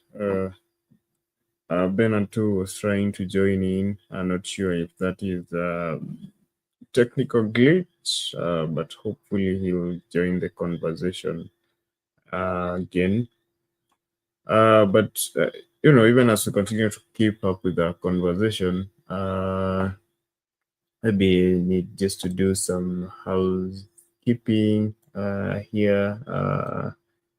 Just to remind you to subscribe the channel, like and share the video. The comment section earlier, Chadizo, Esther Sal was just saying good evening, Bernard, and all of you. Good evening to you too. Tuni Mahmood. I think those comments have been read out. Just saying hello to everybody. Just hellos and hello. Yes. So engage with me in the comment section. I had a poll question up. I was asking, do you believe President Ruto's touring motorcades are harming local communities? Do you believe President Ruto's touring motorcades are harming local communities? So just trying to get the progress, just tracking statistics. Maybe I'll deal with that later. But 48 votes so far. I can't open up, but I'll pull it up later. But you know, over the past this week, I think the tour ends tomorrow, Friday. We've seen a trail of destruction. First, it was goons who attacked neighborhoods yesterday. Wednesday in Maasai after the rallies. Then today, someone was knocked down and died on the spot along Ngong Road. The president was on Ngong Road today, and so it begs the question: why do we really need these rallies? And presidential rallies, in as much as I heard someone saying that presidential motorcades move like that all around the world on those high speeds, but shouldn't presidential motorcades be a little bit more organized? These presidential rallies, the aftermath of such political gatherings, we see destruction during mandamanos, but such official functions, especially one that involves the president, it's usually very organized, very planned out, and there isn't much confusion like we're seeing. So it begs the question: what is really happening? What is really happening? Are we okay? Douglas, the economy loses billions. Every day these things happen. Because we don't know what is being ferried from one point to another on any highway or any major roads. But whatever is being transported could be worth millions or billions. And then when there's this stagnation because some guy is driving about with a flag, and over 80 vehicles, that is just a crisis that we self-made. We have to look at this thing not just in terms of human rights and how some people in poverty are essentially in poverty because of some of these things that are happening, like stupid motorcades, right? But we also have to think about like the economy. The economy is being attacked by the office of the president. And that needs to stop. So if Kenyans speak about this every single day, and if Kenyans say no, hii kitu ya maralis, especially these young people, maana najua hapo ukiona hata hizo picha sana sana ni vijana wameenda kwa hizo rallies. Why?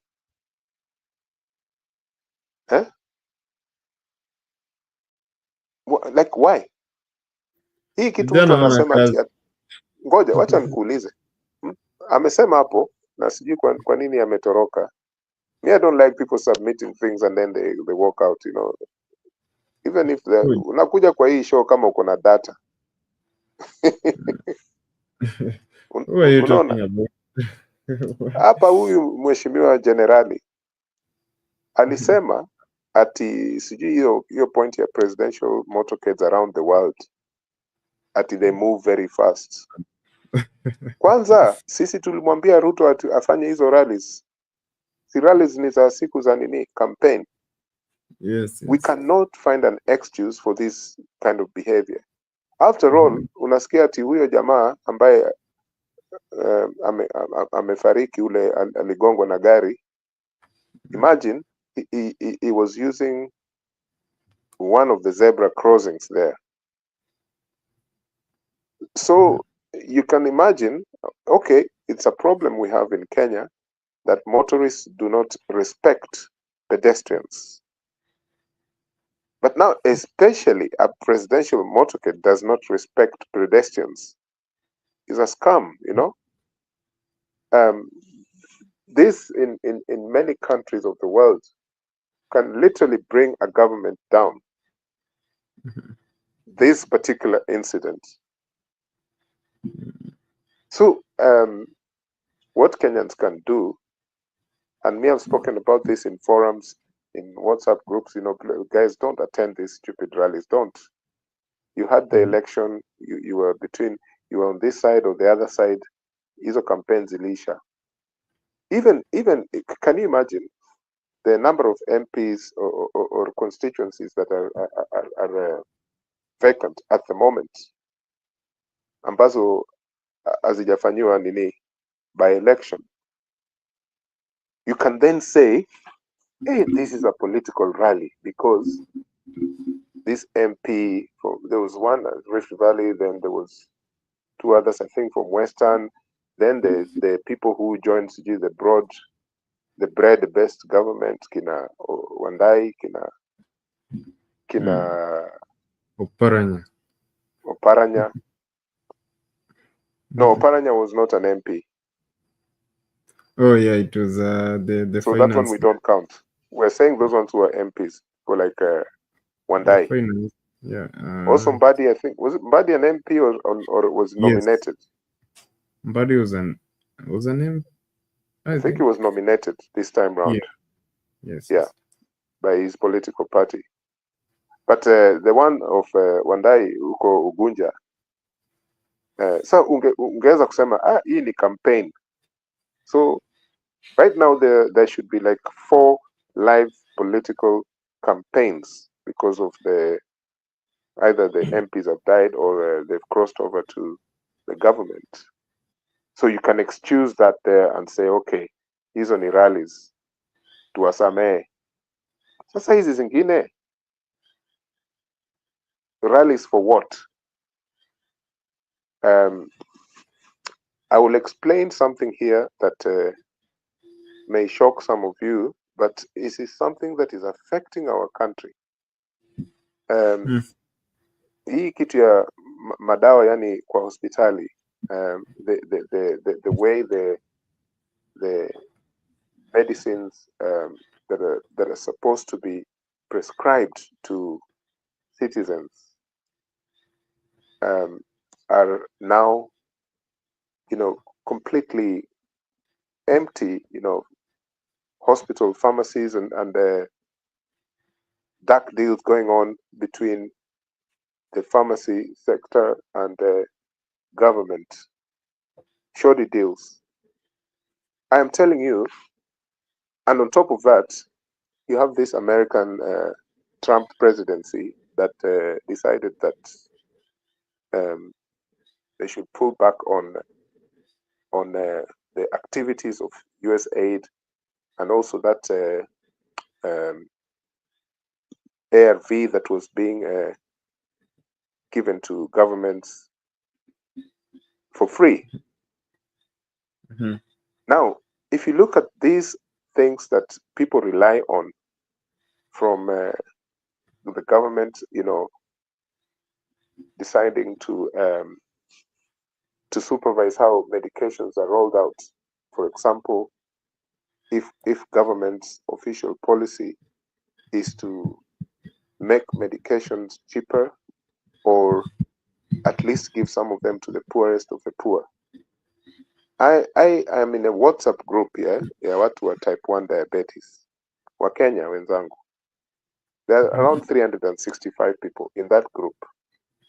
Wale wanajidunga na sindano.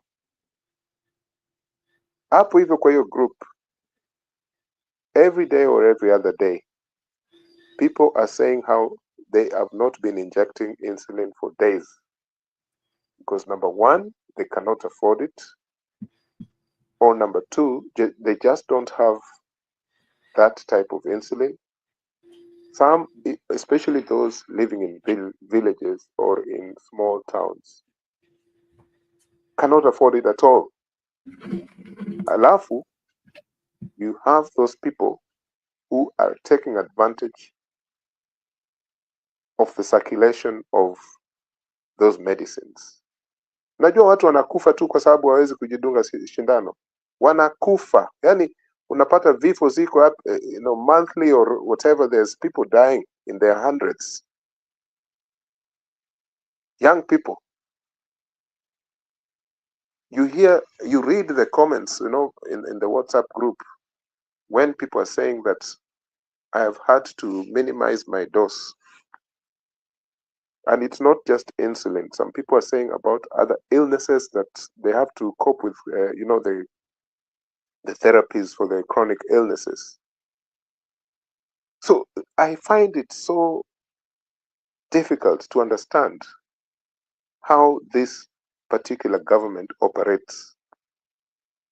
I find it very difficult to understand because I would say that in between Moi's and Kibaki's time, there was like kind of sufficient medicine. During Moi's time, there was sufficient medicine, yes, because we were in the East and West Cold War ideologies.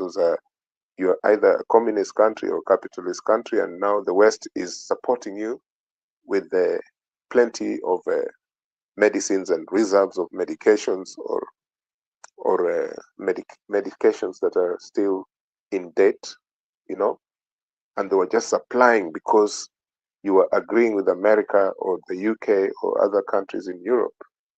When that Cold War ended in 1991, that stopped. So the markets were opened, and that's why we have some of these problems, significant problems.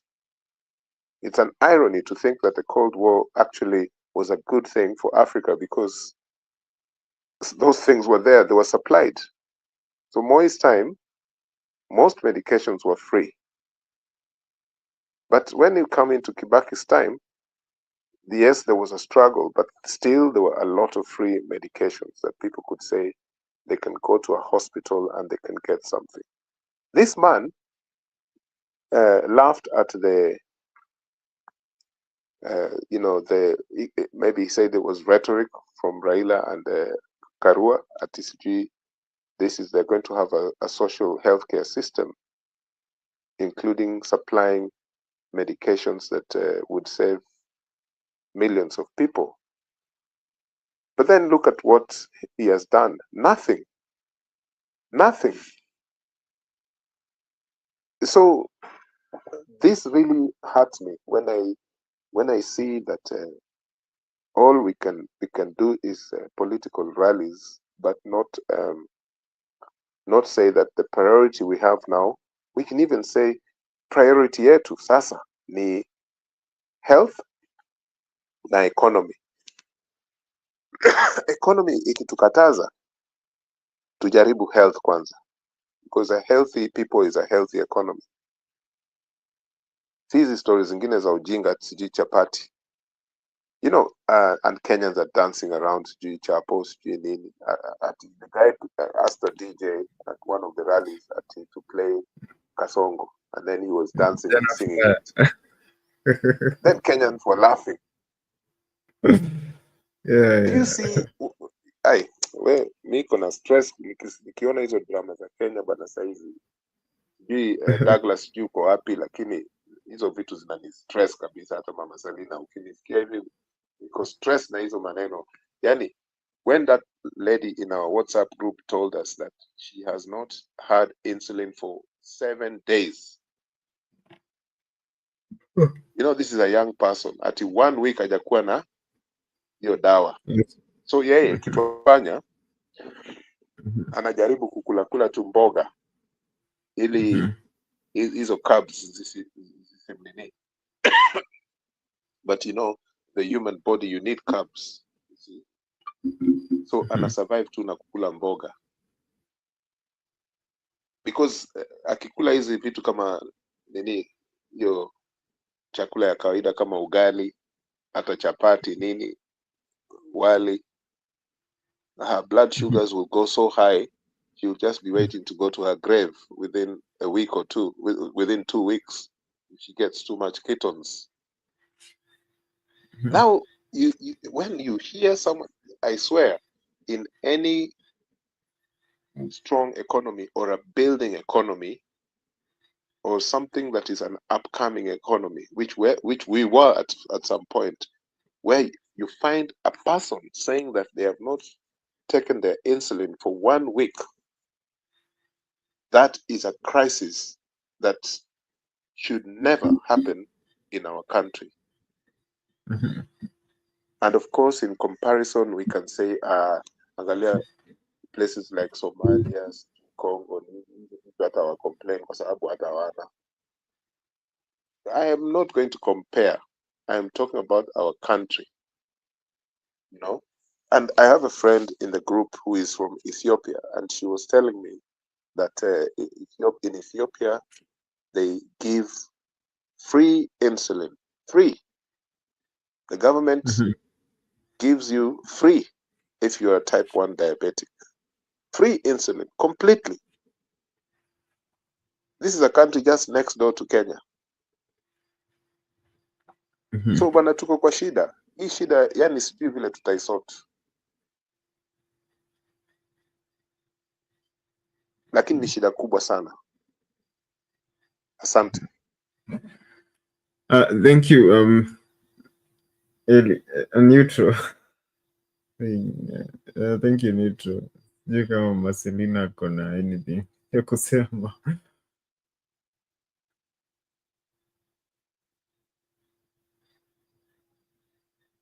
I know your mic is off. Your mic is off. Oh, okay. Yeah, let me tell you, Kenyans.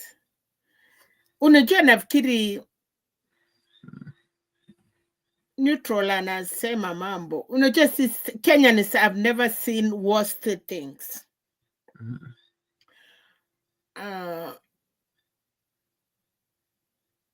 Kama umeona watu discipline, okay, we need to discipline ourselves first, sisi wananchi, if we want to defeat the dictator and the people like what is going on.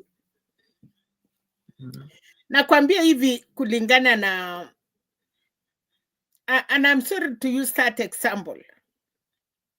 Museveni ameita watu ya Bobi Wine watu ya kuputa pangi, ni keto youth, maskini, but alimanage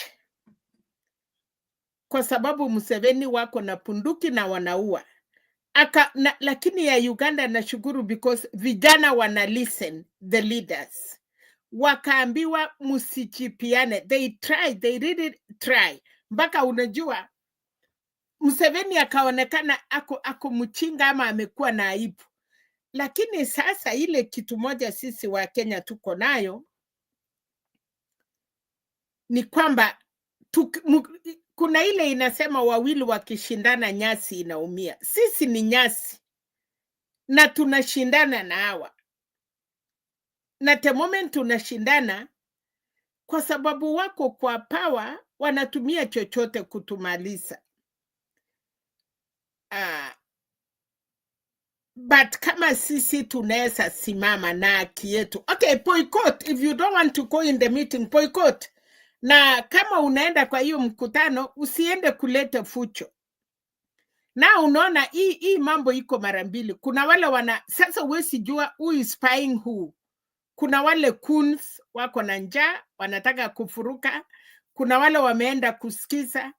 But really, and then now nimesikia Neutral anasema ati rais anatembea akifanya nini. Unajua sasa sijui Kenya tunaelekea wapi. The government has to ask us permission to have a meeting, ama kufanya campaign, ama kutembea. What is going on in Kenya? Hata hapa Donald Trump anaamuka na anaenda mkutano, and the people will be in the rally and he's the president and there is no election. Wakati tunapotofautisha vitu kama hiyo, tukiwa vijana, tukiwa na kitu imetukera, and we want to go to picketing, tunataka kufanya nini, we apply, we go there, we do our things and we go home. But wakati ya hiyo maandamano, pia coons ama watu wenye wataki kuona watu wamekuwa na peaceful demonstration, wananunua wengine, wanakuja kuharibu. Pia kuna wale wako idol, wanataka iharibike ndio wafite kwa hiyo maduka, wabebe, waharibu. How do we solve these things? Unajua wakati hata kama kuna watu wangetaka kusaidia sisi, but tukishindana hivyo, sasa the government hautaki aende, ameenda kufanya nini Kibira, ameenda kufanya nini Ruaraka, sijui kwa nini hakuna When is the government working? Wakati ya rais, yeye ako na ruhusa kuvisit. Na hawezi enda kabla member, watu tungeongea na our members of parliament. Douglas, can a president come to your constituency? Okay, Moya alikuwa nakuja. Nakumbuka wakati ya Kirinyaka ya Martha Karua. Alikuja na wakamunyima kuongea. And because she was a member of parliament, she worked out on it. So, serikali pia saa zingine, hata we member of parliament ukisema no, kuna watu wengine katika constituency, ama rais, DC, ndio sababu wako na PC, ndio sababu wako na serikali. You as member of parliament, you may attend the meeting or not. Lakini the provincial commissioner, serikali, ule DC, ule DO, ule chief tuko naye, hawa ndio wanasimama kwa niaba ya rais. They can arrange a meeting and call the president. Na hata So Mama, so Donald Trump or Biden, how often wanaenda kwa the middle of a street, not during the campaign times, lakini during government time? They stop traffic in the middle of a street. Listen, that is what I'm saying. Yes. Africa, na tuseme, na hata hapa si watu, hata watu wanaenda kufanya protest. Si munaenda kwa DC, munaenda State House, but munachukua permit. Na polisi watawa escort. Naona tumefanya mara mingi sana. Uganda walikuwa naye juzi tarehe 7 na watakuwa na ingine wakati ya World Bank. Lakini munapatiwa, pora museme vitu munataka, na pora musiumise mtu, na pora mupite, mufuate vile mumeambiwa. So Kenya, now you don't want the president to go. Unataka afanye nini? Afanye nini kwa ofisi wapi? Kenya kwa sababu pesa. You don't have sababu, because you cannot. No. It's waste of money. A president should not go to open a school, a classroom, a school. That is rubbish. Hiyo ni kazi ya member of parliament. But kama yeye mwenyewe ameamua kuita rais. Kwani rais hana ubongo, hana akili? Okay, continue wherever you want. Sitapishana na wewe. Now, no, lazima tuongee hapa, usitudanganye hapa. No, Okay, hiyo ndio munapeleka Kenya. Hivyo ndio munapeleka Kenya vibaya. You are, I don't know whether you are young, I don't know whether you are age. Uwezi ambia serikali. So now it is supposed to do with age. I am saying this. Generation ile sisi tulikuwa.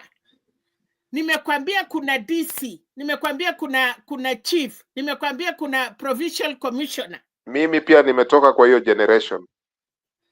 Na kwa nini hukufanya hiyo wakati hiyo? Why didn't you go to the road? No. Kwa nini hukwenda kusimamisha Kibaki? We have to change things. We have to reform the country. Anyway, We have to change things. I don't want to spoil my mood today. I'm celebrating. I'm happy. So Then you go and celebrate. Us will talk. tengeneza Kenya vile Usitudanganye unataka. hapa. But I wish wewe mwenyewe ungekuwa kwa hiyo street. Wesi sema, wesi ambia, this is where nikiongea mtasema Mama Selina amesupport Ruto, ameenda kwa serikali. You cannot say that. Mi sijawahi kusema hivyo. Mi najua we ni mtu shupavu hapa. Mi sijawahi kusema hivyo. No. Because we need to be sober. But why are you running away just because I'm challenging you? Unajua nini? Unaona vile nimekwambia nina celebrate. Uganda walisema vijana wanaitwa foot soldiers. Waliambiana this is the time of protest fought. Mukate kura. And they came up to the last person. Up to the last person. Na walikataa kutoka kwa polling station. Na polisi walikuwa wamechana ami. And they tried to rig. Lakini wakati watu walipiga kura to the last person. Walirik, wakarik, na ni open. Iko kwa internet. Iko kwa YouTube. Iko kwa Facebook. I want you to look at it. Lakini wananchi walisimama imara. They never ran away. Kuna watu wengi sahi as we are talking. Wako hospitali. Ma members of parliament wamepikwa. Kuna wale agents but walisimama mpaka wamechukua hiyo election. They try to rig and unajua the good thing sasa ni simu. Ni camera. If we can learn a lesson as Kenyans. Nimekuuliza swali moja. Tukilearn a lesson from our neighbors. Sisi bado tuko chance. Tuko na time ya kufanya election after 5 years. Even though they rig. Lakini at least tunapatiwa chance. Uganda wajaona another president. Tumekuwa na Moi. Tumekuwa na Kibaki. Tumekuwa na Uhuru. Tunakuwa na Ruto. Uganda have only one. Moja for 40 years. And people are suffering. Ile kitu imesaidia hiyo inchi iko chakula. But now we are talking about our country. Now okay, I will leave it to you now so that you come. We are saying this. Member of parliament resist. Kuna commissioner, kuna DC wanaita. But sisi kama wananchi, why do we go? Museveni naonanga anatembea kwa barabara peke yake na magari. Hakuna mtu ya kuaddress. Kama watu wako market, they don't even look at him. Watu wanafanya kazi yao. Wakilipa watu waende wasimame wapige makofi. Wanachukua pesa, they don't come out that day. Frustration, hiyo ndio vitu rahisi. Unajua hiyo kuprotest. Don't go. Wacha kwenda, wacha asunguke na gari ya kubeke yake asimame na police wakichoka warudi kwa nyumba. Thank you. But hiyo ya kusema asitoke, asiende kulonge, he will do it. Na by the way, nani alipatia Ruto kura? These people. Uhuru walisema watu wakusikia. Now watu wana complain na mutamurutisha as you are talking today like this. Hakuna kitu itamutoa kwa sababu we are not serious. We are not sitting together. We are not working together. Thank you. Thank you, Mama Selina, for that submission. I think as Jikaman need to a reply to you before bringing in Cosmos.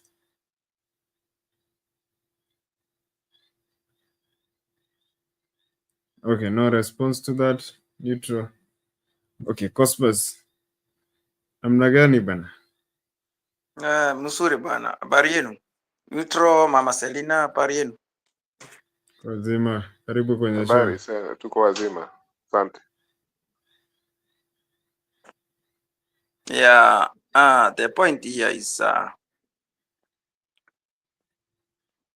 we are trying to bring an argument here, I think, about how things look like in our country.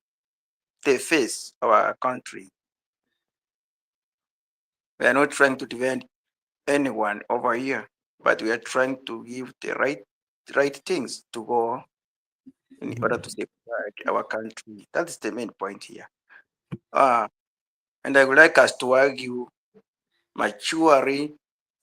We don't have to lose temper, but we handle ourselves maturely. We support what is rightfully. Mama Selina, that's what, and neutral, that's what I think is the main objective here. And according to the look of the things, the way I understand our country is not rightfully driven. That's the main point here, actually. And there's no way you can say, you can call a dog a lion. Of course, you did the power of Chimamaria kingdom, but they are not the same. In the biology, I learned about the mammalia kingdom. So the mammalia kingdom, we have a donkey and a zebra. They are more or less the same, but they are not the same. In other words, you cannot call a zebra a donkey. We cannot pretend that our country is right and where things are not okay. Okay, I have a question, Mama Selina. I'm not personalizing you. Do you think the youths which are boycotting our president rallies or meetings are wrong? As far as I know, things are not okay. Sorry.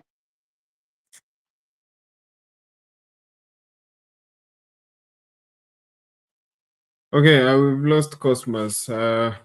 Hopefully he's going to fix his connection and and come back to the studio so that he can give us his submission. But before we continue the conversation, both Mama Selina and Neutral pegged a question: what's the solution? So just play a few solutions here that were offered, that were given to in the tours in Nairobi today. Then we'll come back and continue the conversation. Just a moment. In the meantime, Kenyans will no longer have to pay to acquire national identification cards. President William Ruto made the announcement on the fourth day of his tour of the Nairobi City County, declaring an end to ID registration fees. The move comes just weeks after he abolished the vetting process for residents of border counties seeking identification cards. Stephen Leto reports.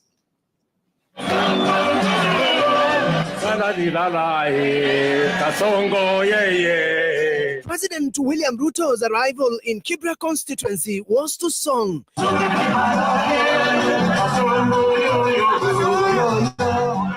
Breaking into dance as he joined Kibra residents in embracing the now Gen Z song that is criticism of his administration. As he traversed Kibra, the bedrock of Raila Odinga's political support in Nairobi, President Ruto announced that no Kenyan will going forward pay for the acquisition or renewal of the national identification card. Na mimi nataka nitangaze nikiwa hapa Kibra leo ya kwamba kitambulisho ipatianwe bila malipo yoyote. The president cautioned against any form of discrimination in the issuance of the crucial documents, adding that every Kenyan is entitled to a national identification card, regardless of their social status. Kenyans have been paying up to 300 shillings for a new ID and 1,000 shillings for replacement of a lost ID. Kila mtu apatiwe kitambulisho bila malipo na kwa mpango ambayo haina ubaguzi kwa Wakenya. There was, however, no mention of other charges on critical documents such as the birth certificate and passports.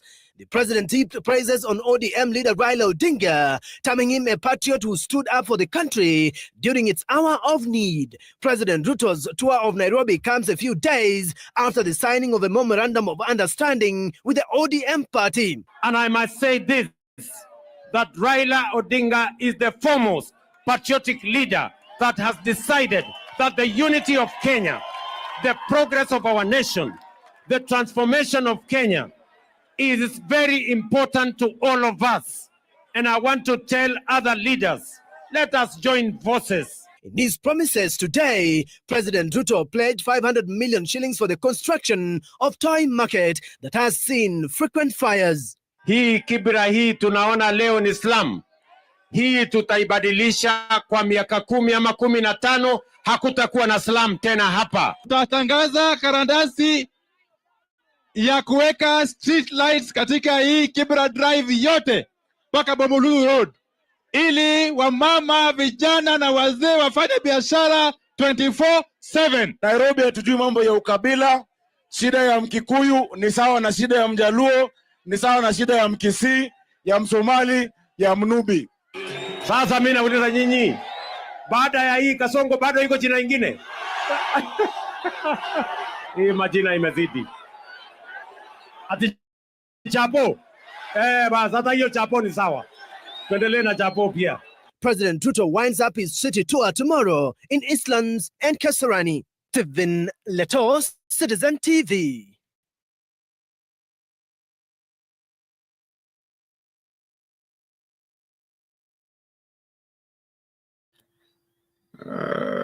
Okay. I'm just wondering. Well, there you have it. Promises, solutions, and everything in between. Vasilina shaking her head. Cosma's hand is up. So just start with Mama. Let me start with Cosmas. He was making his submission. Sorry, my internet collapsed. So I was saying, as I was saying, in animal kingdom, in my biology, we had mammalian kingdom, whereby the zebra and the donkey are the same, more or less the same in characters. But you cannot call a zebra a donkey, nor can you call a donkey a zebra. Why? Because of the characters. In other words, now our vijana are boycotting Ruto's rallies. Why? This is simply because the things are not rightfully done. The country is not in the good direction. Surely. Number two, as my neutrals put it very clear, governance should put first the citizens, whether they voted for you or not. So, Mama Tene is trying to bring it as you. Now, the citizens are not cooperating. Now, Ruto cannot help the citizens. Once you are a president, you are for all. It doesn't matter whether we elected you or not. You have to be neutral and work for the citizens. You cannot punish citizens. And my final submission is... Okay, correct that you say Mama Selina say Ruto cannot. No, you use my name. No, I'm not personalizing you. Okay, hold on, Selina. No, correct that because I did not say that. I never say sijasema, no, sijasema Ruto. People are listening. You cannot tell me no, na people are listening. Mimi kweli nimesema ati Ruto anakataa kusaidia watu because I say. Okay, let him just finish. I say people fought for him and now they are complaining. Si kusema ati unaona ukisema Mama Selina anasema somebody may take it mwenye aelewi anaweza sema Mama Selina anasupport Ruto kukataa kusaidia watu. That is not fair. Yeah. Yes, okay. Let him just finish. I'll give you the right of reply and to clear that out. Hey, carry on. Okay. Okay, thank you. As a president of the Republic of Kenya, we have to compare Kibaki era, we have to compare Uhuru era, we have to compare Moi era, and so on and so on. Right now, the way former President Kibaki delivered the country was much different. You cannot compare with the current president. Actually, we saw free education for all. We saw a lot of things coming up, a lot of developments. When CTF came, we saw a lot of infrastructure actually in rural areas. By the way, since they brought the CTF projects, my constituency, projects are seen right now, unlike a devolution. Therefore, President like Kibaki is remembered actually because of what he did. So my point is, our current president, the way is reading the country is unreasonable, is totally a mess. And to make matters worse, he's trying to keep us cool. He's trying to make people keep quiet of not raising their grievances. He's trying to abduct people, not to say the truth. He's trying to compromise the country or every corner. Like now, the three arms of governance, which check and balance, he's trying to shut them off, and so that he can do whatever he wants. So these things, when we try to say, he doesn't want us say that the country is driving actually in the wrong direction. So citizens equally have rights to speak. Thank you. Thank you, Cosmos. Mama Selina? Yes, the country is in the wrong direction kwa sababu ya viongozi. We don't choose wise. Tunaenda tu, mtu akilete pesa yake tunakula, then we expect services. We choose wrong leaders. Wakati wametimiza ahadi yao tunalalamika. It is a call tuseme wache iwe example ya Wakenya. From county, from MCA to your MP, to your women rep, to your senator, to your governor, to the president. Let us choose leaders. Wakati tulisema eri mwisi yetu, what did you think? Wakati unaambia mtu wacha nichakue mwisi yangu ama muuachi yangu, and then nikiwa mwisi Douglas, and you know I'm a ropa, ile highway ropa ile mbaya. Unafikiri ukinitetea kama ninataka kuuawa kwa sababu nimeipa? Will I leave that? Nikitoka nje nitakuacha. So tunatakikana sasa tujipange. What are we going to do? We made a mistake, yes. How do we rectify? Ni masomo gani tuliona? And what are we seeing now? Kwa sababu watu wana machungu. Na unajua wacha nikwambie Douglas. Hakuna kitu uchungu kuliko ile kitu ulichua ni mbaya and you force it. Inakuumiza because uwezi sema si kujua. Unajua eri ile kitu a surprise. Ya kila mtu anasema, hey, na ukweli, we do not believe on it. Lakini Kenya ni walifanya kwa madharau. In which country, in which century, na hiyo PhD na hiyo masomo yenyu yote, a wheelbarrow. Unawekea wheelbarrow juu. You are telling us unaweza pelekwa na wheelbarrow. Somebody is coming and say, ninakuja, ona, bottom up, whatever. Walijaribu ku translate in any corner, but people did not listen. Again, wale walikuwa pamoja Chatiso, wakirob the country. Wakati ya Uhuru na Ruto. Wakati Ruto second term,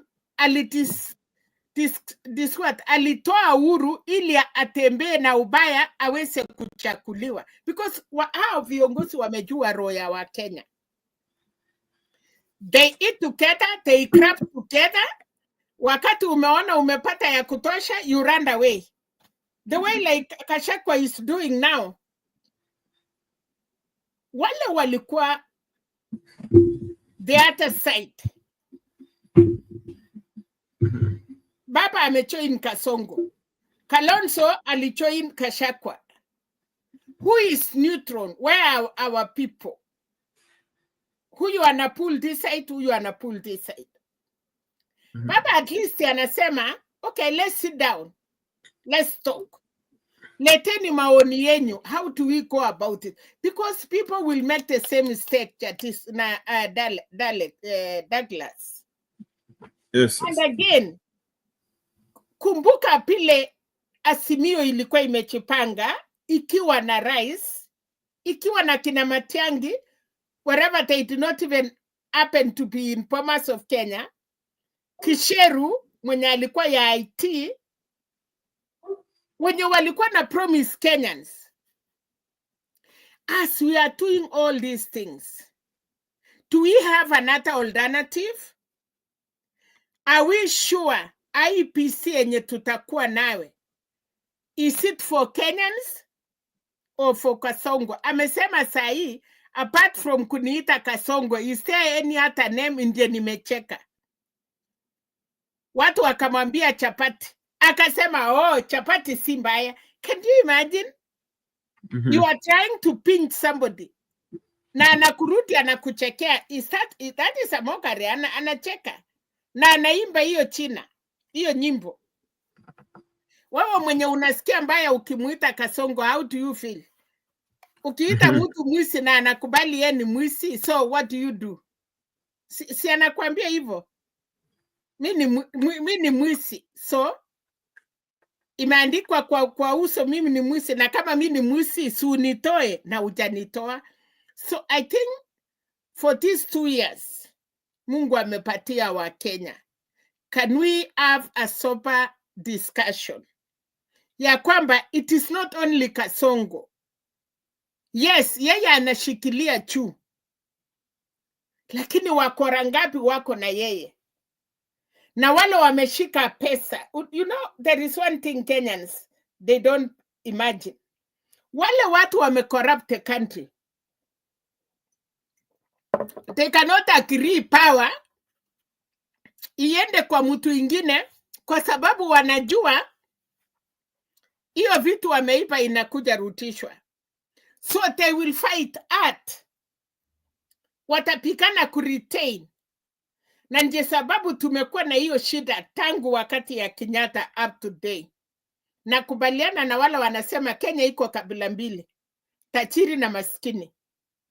Tulikuja, Ruto alituonyesha ya kwamba kuna dynasty na Asola. Where is the name Asola now? Is the dynasty sahi. So Asola walienda wapi? Asolas ni educated men and women, wale walisoma, but they don't have an opportunity. Ukiona sahi hata ikipatikana nafasi ya makasi, wana recycle the old people with experience. Wewe Douglas umesoma, unaenda kuulizwa experience, nobody has given you that chance. Utapeana experience ya kumaliza shule. You have not worked. Uko na PhD, uko na degree, but you don't have even 1 month experience. Experience yenye unaenda kupeana ni hiyo tunaambiwa watoto wetu waenda wachonge mawe na kukua masons na kufanya kazi ya mkono, kuchimba mtaro. So Kenyans should think, kabla ya hii mambo yote, wa Kenya kwanza wakae chini. Where are we? Tuko wapi? Naona Douglas anatolewa lakini atarudi. So lazima kama wa Kenya tufikirie. We are not in the right direction. Yes, tumeanguka. Tutafanyaje mpaka turudi mahali tulikuwa? Na mahali tulikuwa has never been good. Here, Kibaki, he was working with everybody. Raila was in there. He watu yote kina Graitu Murungi, kina Martha Karua, the people were there. The good people of that time, the opposition of that time, they were there. kina Orengos, they did a good job. Kibaki alikuwa naitana mapi ya kuku huko State House. I don't know even why people are saying, but allow the cabinet ministers, allow the government ifanye kazi, and that is why alipata credit. But ukiniambia Kibaki alitoka mara ngapi, he was not feeling well. But serikali yake, watu wenye walifanya kazi in that government, they were good people. Hawakukua wesi, hawakujitakia, they were genuine Kenyans. Na kila mtu alipatiwa, kama Martha Karua alipatiwa Ministry ya Water. He reformed that ministry. Alienda kwa Justice. She reformed. Orengo was Minister of Lands. If you say all those people, they did the right job. Now, this government, ya Kasongo na Uhuru, hiyo ya 10 years ya Uhuru na ya Kasongo, the members, we have 3/4 young people who are members of parliament. After 1 year, wako na watch ya 3 million, wanafaa viatu ya sijui mamilioni ngapi, wanakuwa na helicopters, wanakuwa matachiri. Where did they get this money? They are the young people. Wamekuja wanataka kukua kama kina Gideon Moi, they want to topple family ya Kenyatta. Now, which people are you bringing that watakuja kufanya kazi mzuri? Kama wale vijana tumeweka ndani, wale tunaita vijana, because the majority that we have now in parliament and senate are young people. Wameipa mpaka uwezi amini. They are billionaires. Wengine wameenda 2 terms, mwingine anakuja 3 terms, hiyo 10 ya Uhuru, 10 na Ruto kwisha, na hii ya Ruto wameanza 15 years. Wengine wamekuja 10 years. Na ni vijana Douglas. Tukiangalia members of parliament, pamoja hata na hiyo rais, they are young. Lakini nchi iko wapi today? Because everybody want to corrupt. Madaktari waliwacha makazi kwa sababu mshahara ya member of parliament ni 1,000,000 na wakati walienda kujiongezea pesa wakakuwa kings. You cannot reach them. Lakini kwa serikali ya Kibaki ya Moi, nobody wanted to be a member of parliament kwa sababu haikukuwa na mshahara. Ungepata lawyer amewacha kazi yake anakuja kuhangaika. But now watu wamesoma, wengine wanakuja na political science, they don't even know what is going on. Wengine ni wanakuja tu hapo nje kufanya nini? Kukaa chini, kuitwa mheshimiwa, kupata nyumba ya 20 million, kupata gari, kuoa wenye wanaoa, wenye hawajaolewa. Like, that is the business of the day. How will you transform this country? Who are these people you want to elect? Tumewaona wote, tumejua wase, they have been there, they tried. Tulikuwa na opposition wale walileta maneno ya kukataa mambo ya Harambee, kina Karua, Raila, Itovu Imanyara, Paul Muite, walikuwa wengi, kina Sikuku, wengi Mungu wamewachukua, wengine wachache batu wako. But Kenyans don't want even to listen to them. Kina Waitito te wakora. Wako wapi? Wamepelekwa juzi. There are so many. Kina Songo. Not Songo alone. Tamakurumeni, stenani, tena watu yote. Where did they get the money? Are we investigating that? Kabla hatujaenda 2027. Hii ya jana, hii ya TNC, vijana wadogo. Hile pesa kidogo walipata. Kina Morara sijui nani. Unasikia ile walikuwa na donetiwa na watu. Kumwambia ndiye muenda hapa, ndiye mufanye. Unasikia hiyo pesa, ukisikia vile iko, watu wamenunua magari, watu wamefanya. Where is Kenya going? Ata Douglas, they are genuine. I know they are very good, genuine people. But they are few. Wakora ni wengi. So can we sit down first, tuangalie, kabla hatujakimbilia hiyo viti, what these 2 years? Can we know these people? Tunaweza sema in 300 members of parliament, wangapi ni wasuri, Wangapi wamefanya kazi constituencies yao, na hiyo pesa wamefanyia kazi. Kama sasa unasikia Ndindi Nyoro, pesa yote ya finance na contract ametengeneza constituency wake. Unasikia hata members of parliament wanalalamika. Mwingine anapigania kukua the same position, akipata wanakalia matenda, wanapata hiyo pesa wanaenda kuchenga kwao. Wengine unasikia wamenunua manyumba nje kwa sababu wataki hii election, wanajua wamekuwa na kasongo na watachakuliwa. Wengine wamepepa mabibi zao na watoto yao, wamekuwa na property outside. Can the Kenyans ask? Watu wamechaguliwa 2 terms, wameanza kutoroka na ndio wameharibu nchi yetu. For me, Kenyans, we are not serious. Tutachipiana, tutatusi Kasongo, anatuchekea, anasema, do you have anything else? We don't have. Yeye ako na ami, yeye ako na serikali. Mkisema arutishe 20 million kwa kanisa sijui ya Mwai, anaenda Eldoret, anatoa another 20 million. Ukisema sijui asifanye nini, anakuja Nairobi, anasema nimetoa pesa ya serikali, sijui mamilioni, sijui mangapi. So, atawache hiyo mambo lini? And what are we serious?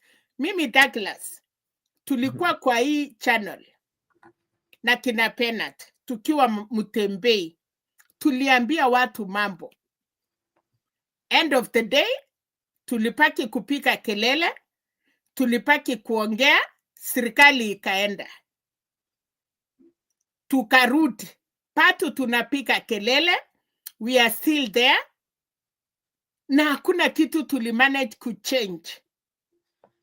Kwa sababu, nafikiria raia hawasikii wenye watu wanasema. Mnaitwa blockers, mnaitwa sijui nini. Wananchi wakipelekewa pesa na member of parliament, wamekula ya siku hiyo na wamesahau yale mulisema. We have been there. Watu civic education, tuliongea. Okay. But hatuwezi sema hatutaongea. Wale watasikia, na wale watasikia, but I'm telling you, wale watu wachuwachi, tunaitwa wachuwachi. Wale watu wachuwachi wataongea na dunia inaendelea. Ukiambia watu msiende mkutano ya rais, wataenda. Alafu wale opponents wanalipa watu pesa, wanaenda kulete commotion. Na siku imeenda. Thank you. Okay, thank you, Mama Selina, for that. Okay, so now over to you, Neutral. I don't know, what do you make of this theatrics? You know, we've created a problem. IDs were free, then we solved the problem, say ID, and now, you know, we create a charge for it, then we scrap it and say we've come up with a solution, among other theatrics. So do you make of them?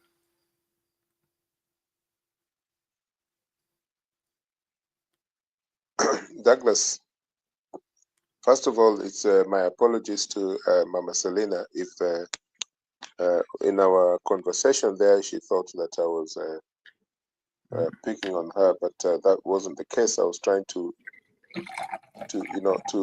submit my displeasure about what sort of government we have, misusing misusing the people. And basically my disappointment is at the most the thing about stopping the economy running. Today I watched a clip by one Natembea. I was very, very disappointed because I thought this man was an alternative. But his tribal sentiments are very, very disgusting. In a way, I think sometimes these leaders need to have a written speech, a prepared speech, because maybe they didn't intend to say the things they say. So I was really disappointed with Mr. Natembeya. You know, he was talking about all that Luos know is to throw stones. Unajua huyu jamaa akiongea hivyo hata nilikuwa nimeshangaa sana. So I'm thinking that if someone can say that about one community, he has something to say about all communities, and that's just stereotypes. So I think that such leaders who claim that they have a vision, they should really stick to the script. They need to have people to write for them the things that they can say in public meetings, and before they say those ridiculous things, you know. I was quite shocked that this man who was, you know, a public administration officer could talk, you know, like that so that he can get people clapping for him. And I would put him in the same box as Ruto and the rest of them who are wasting people's times at funerals and in the center of towns, you know, to get themselves some kind of publicity. A lot of the things that the politicians in Kenya do is as if they are celebrities, you know, artists. The pop culture is in Kenya it's in politics rather than the way it is in many other countries where a musician, an artist,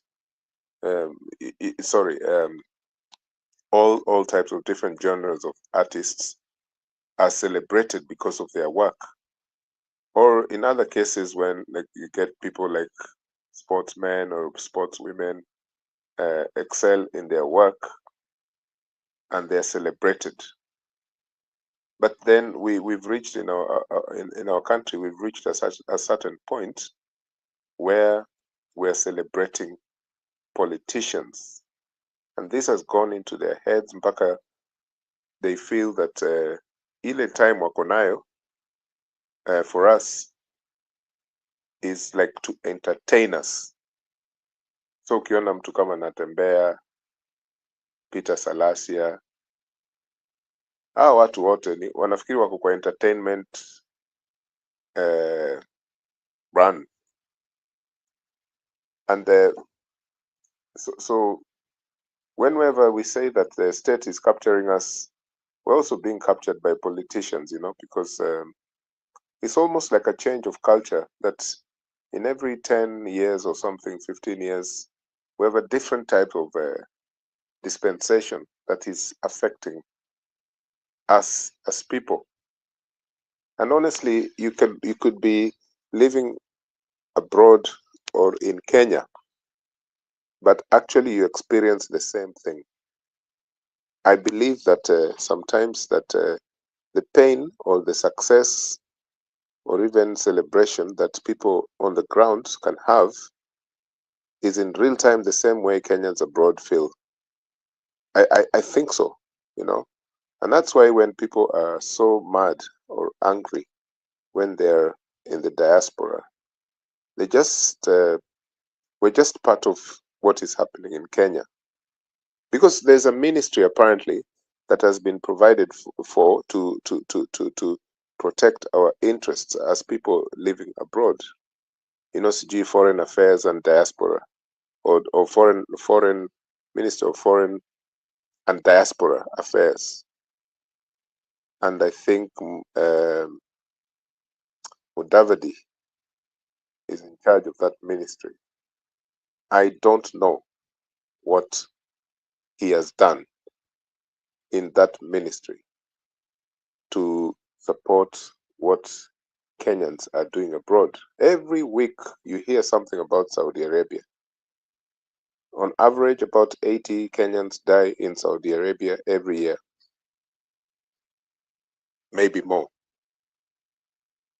And these are statistics that are quite available. So this celebration of politicians, you know, this celebrities thing, it It should be one of the things that Kenyans should now start, blacking them out, just cancelling them and saying, no, we don't need this. It is that culture tuko nayo, ati mtu anakuita mzee, na wewe hata si mzee. Ati mzee, you have employed someone and wanakuita mzee, na wewe si mzee. Lakini sijui kama ni wanakuogopa, ama ni ile pesa unawalipa, ama ni ile systemic power. Wewe uko juu na yeye ako chini, sawa, yeye anakuita mzee. Hiyo ndio sasa shida tuko nayo from the ground going upwards. Hiyo ndio bottom up. The irony of bottom up is that actually this problem is from us wananchi as well, si ati wanasiasa peke yao. So when we demand that the wanasiasa must drop their nonsense, we are also reflecting about sisi wenyewe, vile tunafanyia wafanyikazi ama watu ambao tunafanya nao wenzetu, without letting it appear like a lecture.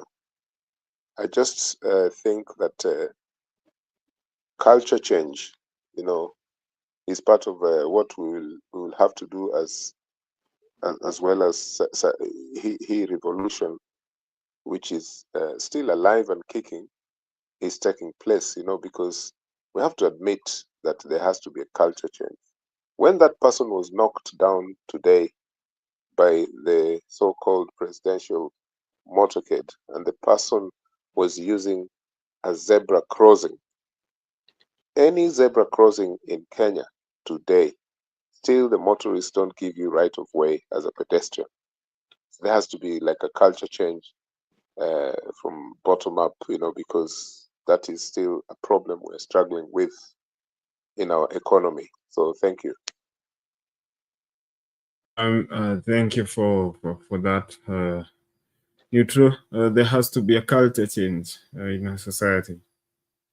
So over to you, Lala. I hope your connection is now stable. Can you hear me? Yes, we can, loud and clear. First of all, I'd like to say hello to you, Douglas, Mama Selena, Neutral, whom I like the point that you raised, where you basically pointed to the real problem. Probably there's some echoes there, which is is there a lot of echo? Can you hear me? Yes, we can. Okay. So I was just saying Neutral as made an important point. Of course, I didn't say hi to Cosmos and all of you in the background there. And the point that you raised is where the problem really is, the glorification of human beings, the point where there's somebody low. And that is something that is very sad in our system, because that also indicates the resources. The lower you are, it means nobody thinks about you as a human being. When I came to the United States, I went to the college university that I was attending, and the person to serve me the very first day, flipping burgers and choma, mahindi, and things like that, was the president of the university, serving as a student. And that was unheard of. I mean, as a Kenyan, to hear of a vice chancellor or a cabinet ministers, serving you, and because you are there, it's guest. I mean, but for us, that structure, which is not African, it is not African, because in Africa, the cultural, true culture which is actually taken care of by the spirits, made sure that every son or daughter of the land is important. And what you do to that life impact everyone. Okay, more utaona curse, the whole village or the community has to be cleansed. Things have to happen. So life was really cycling. So for some reason, this education we had, this westernization, this colonization, somehow twisted our thinking, and we created that structure where there's those that are called the nobody, okay, and which is one of our problems that we have in our time, because we have leaders who don't think of how to as anybody, okay. Unasikia wanasema hao wengine, it's like they are a half or not human being at all. And unless we adjust our thinking, so, generally neutral, I think you hit the point. We must adjust our views. And this is to all of us, because even the so-called Gen Zs that we have, who we are counting on, grew up, many of them in homes where they walikuwa na wafanyikazi wale wanaonekana wadogo, hao ni watoto wa madosi, those who could afford. So that mentality imeingilia the point where even when we see some of them come to study abroad, where you have to do all kinds of jobs, every job is glorified, every job is good, you clean up people, whatever. It doesn't matter whether you're a son of a rich man or a poor woman, a daughter, anyone is treated equally. And in fact, all these rich kids, their first job is usually serving other people. I think we got to change that mindset, because the arrogance sometimes that some of our young people talk and even think that they know it all. So those who are older, it's like they should go and home not knowing that there are quality people in every segment of society. There are those that have made it possible for us to reach this stage, who have never compromised. But now, wacha waende kabisa, wazee waende, what, they have done all this wrong. We are the one who know what we are doing. But when you look underneath, they are going back to the same homes where they treat others as lower, less than. Tupatie kitu, come take my shoes and do this. And that mindset is what is killing us, because it creates that division, and it limits what our wonderful Gen Z can do because of that history, which I think we came from. It came from the colonial, and also manufactured by some Africans mindset that wanted to maintain that European type of control. I'm told, I'm old, but I'm told that mzungu alikuwa na wengi wao walikuwa na wanapiga teke wa Afrika, just like that, and you are a boy. That's how you are treated, and we are doing that to our people, and it is sad. It's not right. So if we're going to clean our home, let us start from each one of us. Check your attitude. And there is a man, he's a Kamba man, called Dr. Simba. Lombo Simba was a student in Kenya. And when he was a student, he had a maid. And this maid came from some place in Roma somewhere. And he told me, and I saw him do it, that maid, whenever he came from work, he was a student too. He came from his wife, the one who was working. But whenever Simba came back home, he stayed with the kids. That maid went to school. So by the time that maid left, the maid had a business. Okay, this was just a child they found, a young woman that they took in and as a maid, but they said this girl will not get out of her home without something. That is the kind of mindset we need in our land, because what we see now is an elite group that are the one to define for us where to go, what to do, and they know better than anybody else. And nobody else can do what they do. And leadership is by them and them alone. So I agree with Neutral that we got to start within ourselves. And finally, I think we must focus on good governance, okay? We must say the truth. The truth has to be the truth.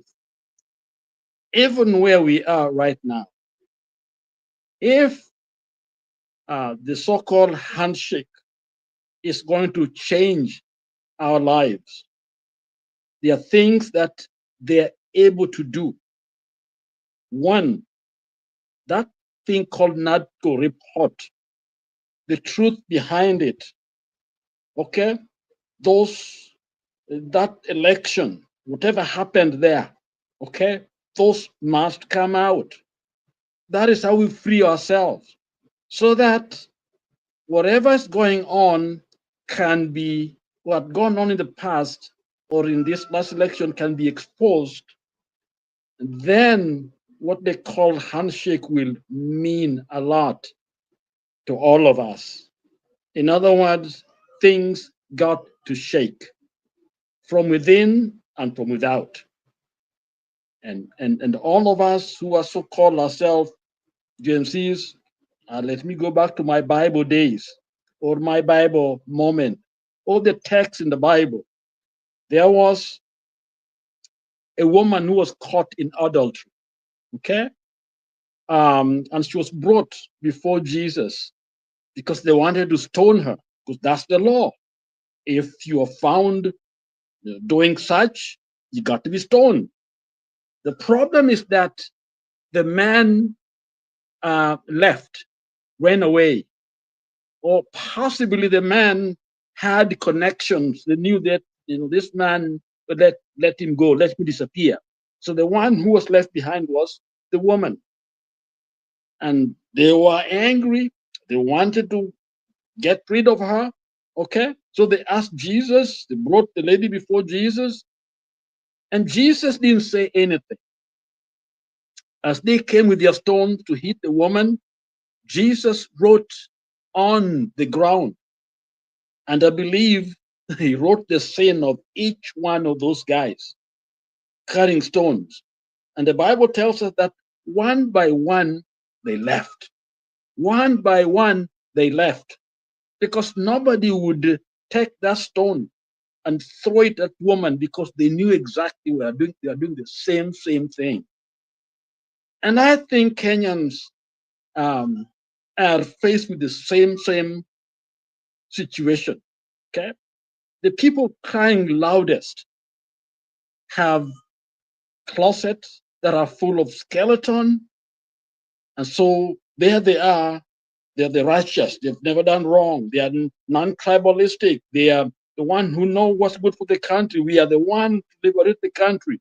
But then when you look deeper, they are rotten on the inside. And maybe that's why Baba said, let me go and shake hand with Ruto. Because the same people, the Gachagwas now want to be the one to direct, the nation into the right direction, when actually they planned and executed what most of us thought was one of the darkest times in our time. So that scripture basically convicts all of us that we must be honest. Let us open those closets. And if Baba fails to do that, then the group in there, they'll be judged because they've used this credit to buy this situation sometime. But if NADCO report, if election, if the Chirera 4 groups are vindicated, I think it's worth it. If lives are not lost, and yet we clean up from inside and openness, there's an openness of the system, basi tulikuwa tutafaulu. Lakini kama kuna cover tu, unataka tu, yani yule Ruto ni mbaya zaidi, so we want somebody who's a little bit less that to get in, and we are pretending, that everything is okay without Ruto. No, Ruto may be gone today, nothing will be okay, because we are not willing to face the problem that Jesus faced, when they told those people, just wrote on the ground. And the end, the poor woman who had done wrong was left, because nobody was there to throw the stone. And Jesus looked at her and said, "Woman, just go and sin no more." And the focus was sin no more. He addressed the problem, exposed it, okay, that all these people had sinned. They went into their homes thinking about it. And then this woman was told, go and don't do it. I think that's the moment we're looking for in Kenya, where we have to face this demon that we have, because it keeps on resurfacing every time. Yani tuko wakati huko hivi, like next year it will just sprout. And the key thing is, let the closet be open. That NADCO, whatever is in that NADCO, should be made bare. Probably that's one of the safest way to get us where we need to go at this moment, based on the circumstances around us. Because the other way around is to clean everything, which means a lot of blood is going to be shed, a lot of prisons going to be opened, because how do you do it? Unless there is some kind of openness, unless a kind of idea of forgiveness and the prison sentence for the worst of the worst, or the ones that need to go to prison. And unless the judiciary is renewed, unless parliament become parliament, or else we are still stuck here. You get rid of Ruto, then we are back to the same place. So to me, let me say this. Let those who are even on the inside now, they are not perfect. They have their own issues.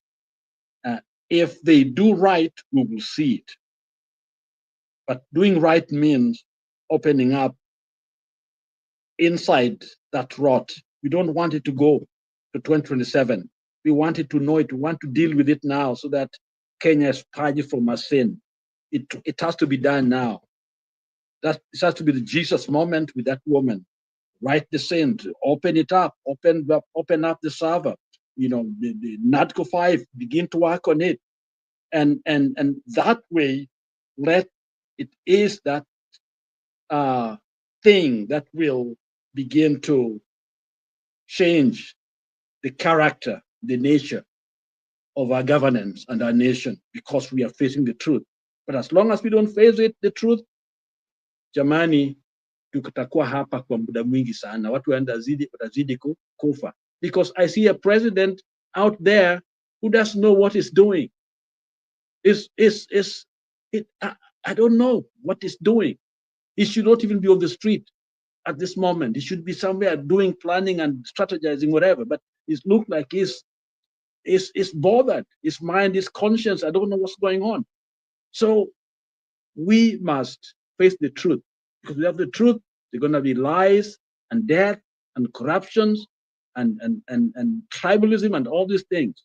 Okay, so I have a burning question, and just going on and on, criticizing and vilifying people. Don't you think amongst these truths is also the truth that Raila has been playing political conmanship games. Don't you think we need to face that truth also?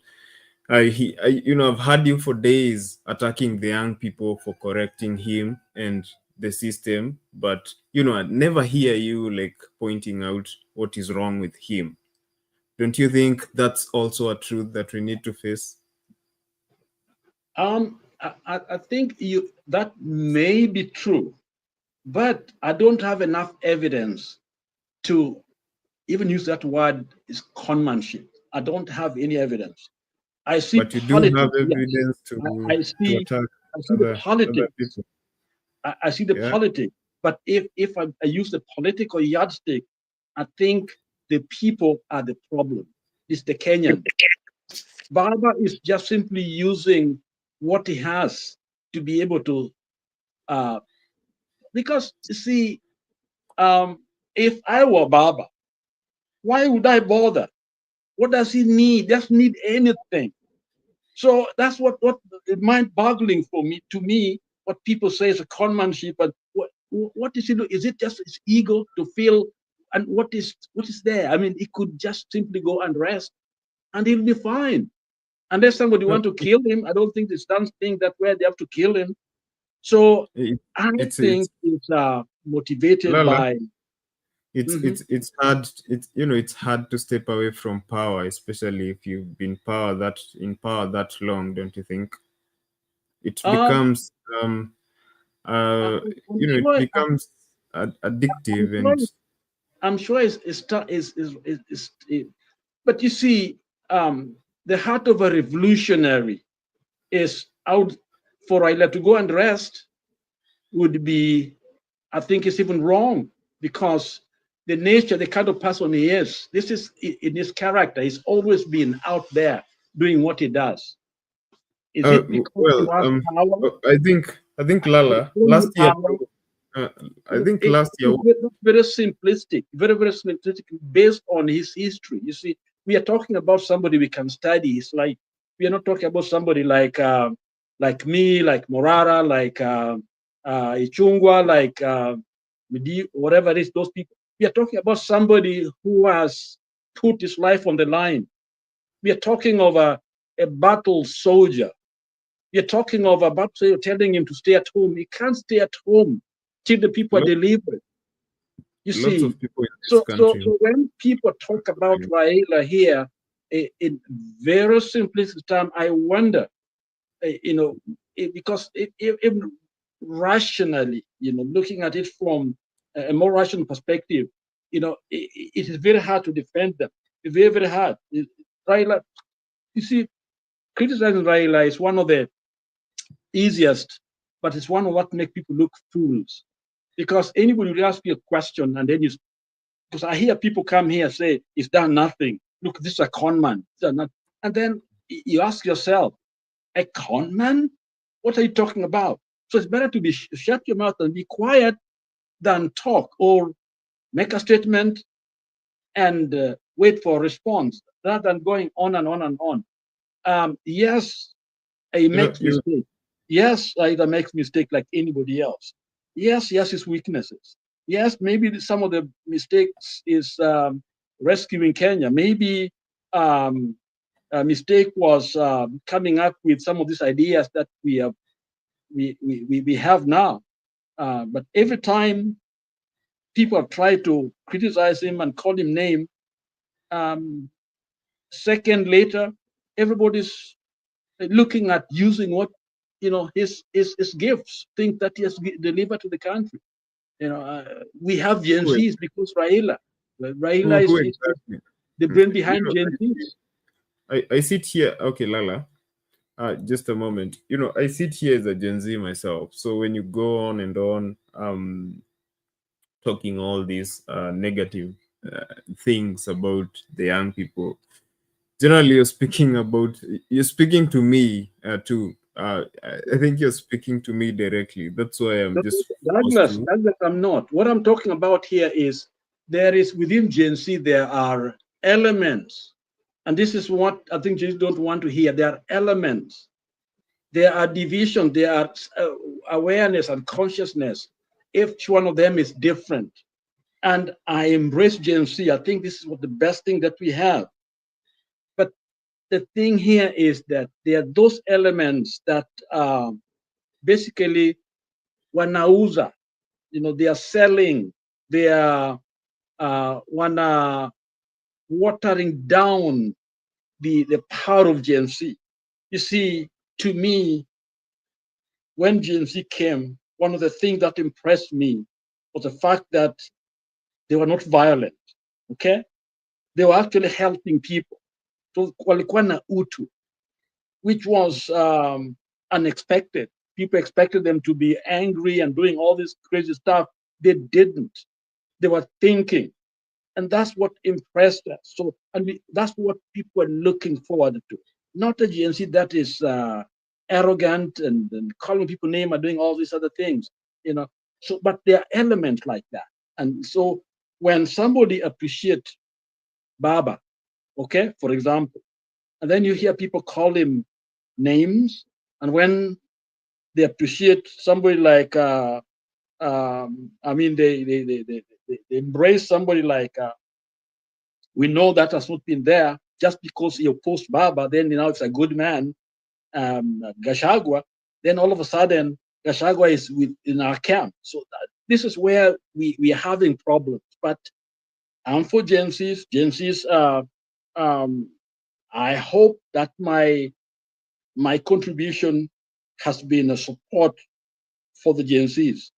But when there are issues that are there, that I have a lot of questions to our liberation, we must point them out, especially people that are using and manipulating Gen Zs for their own interest. And it's very sad that that they are out there doing that.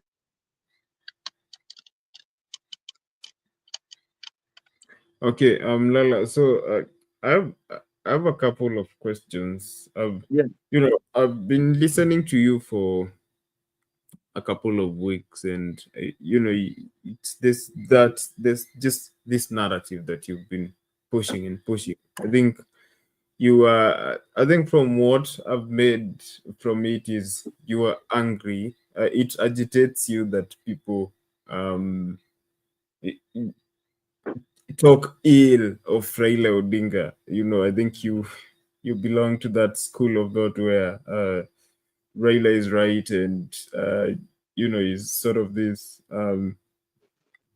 a mysterious figure that shouldn't be criticized or whatnot. But we don't hold the same views. I think that is a disconnect that we might have, the younger generations and the previous generations. So I think that's the problem. But also you have to understand the young people. You criticized him, but on ideology, on policies and all that, not abuse. That's my problem.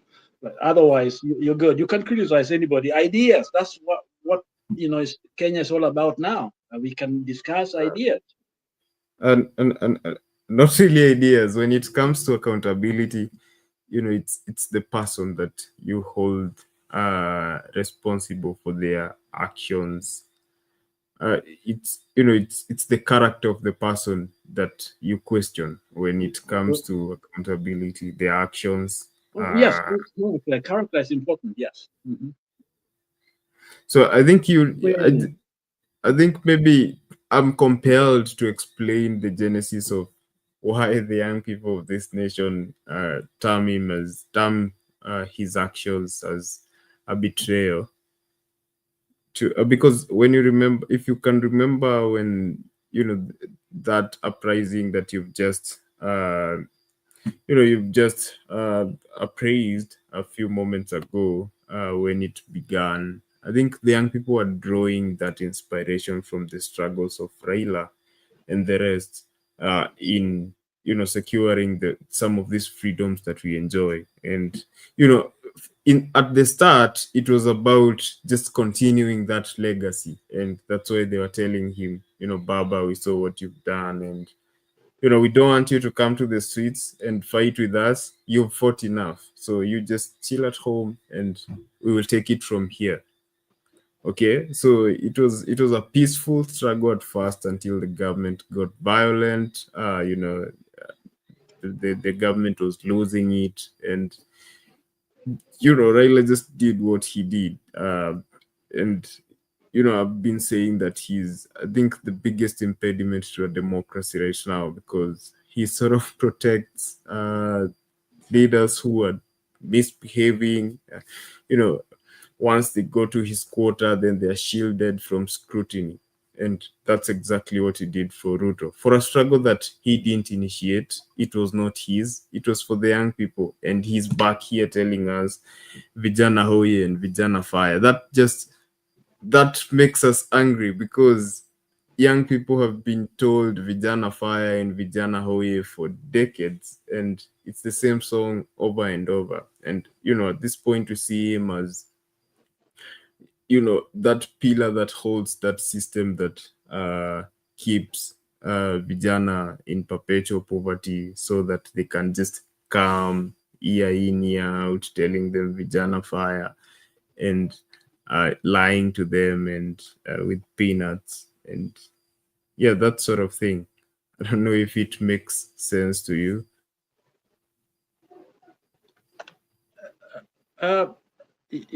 Douglas, is maybe it's a generational thing, but I know young people are impetuous. That's the right word. They are impatient. They want things faster, and they're intolerant of waiting for something that they don't seem to be coming. But when you talk of a nation, it's not like a little company here or a family. This is a huge, complex system that making change is not easy. It's like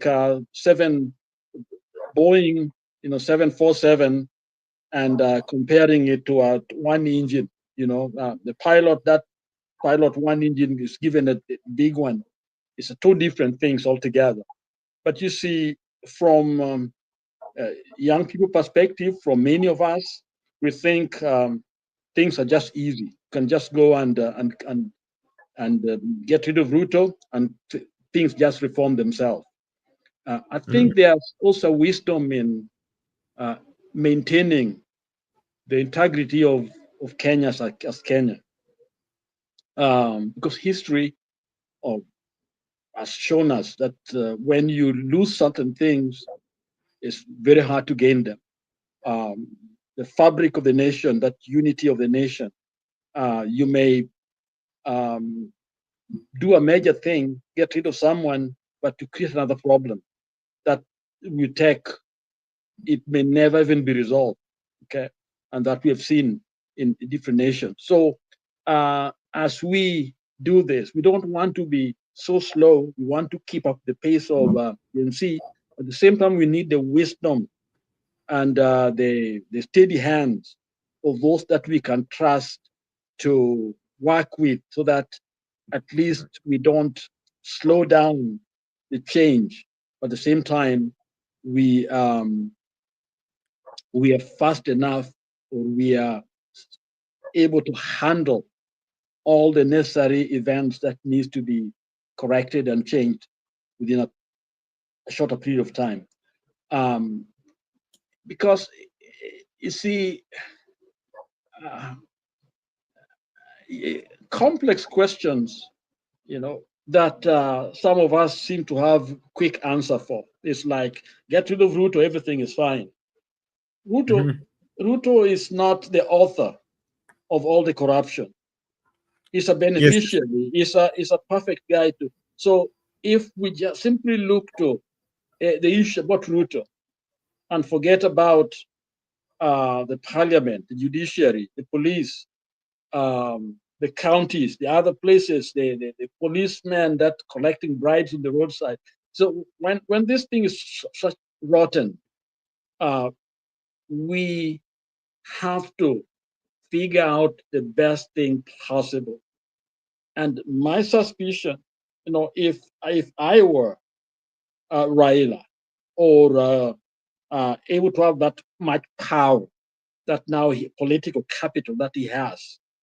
And then what I would do is, first of all, that so-called NADCO report got to be enacted immediately, okay? As soon as possible, we get it on the way. Deal with those election issues in the past, okay? Take care of them. Institutions, professionalism got to come back, and they can't come back overnight, but put the right people there to be able to bring us to that space where we can be able to have a government be is working for all of us. Okay, so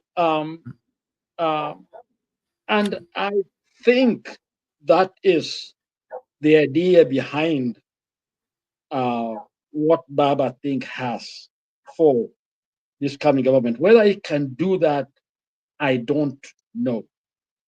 Do I think Baba is thinking in that direction? I think so.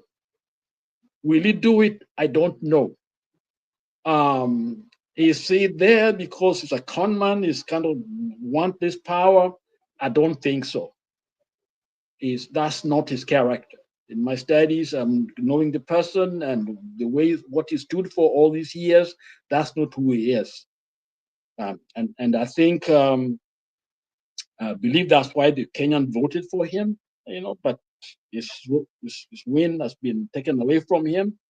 And most people I know would want to go in and grab it, but legally cannot do it. Okay, you're somebody who want to go by the rule of law, because clearly, if all Kenyans believe they voted for Raila, he could as well simply tell Ruto, get out, I get to this seat. Do people want that? I don't know.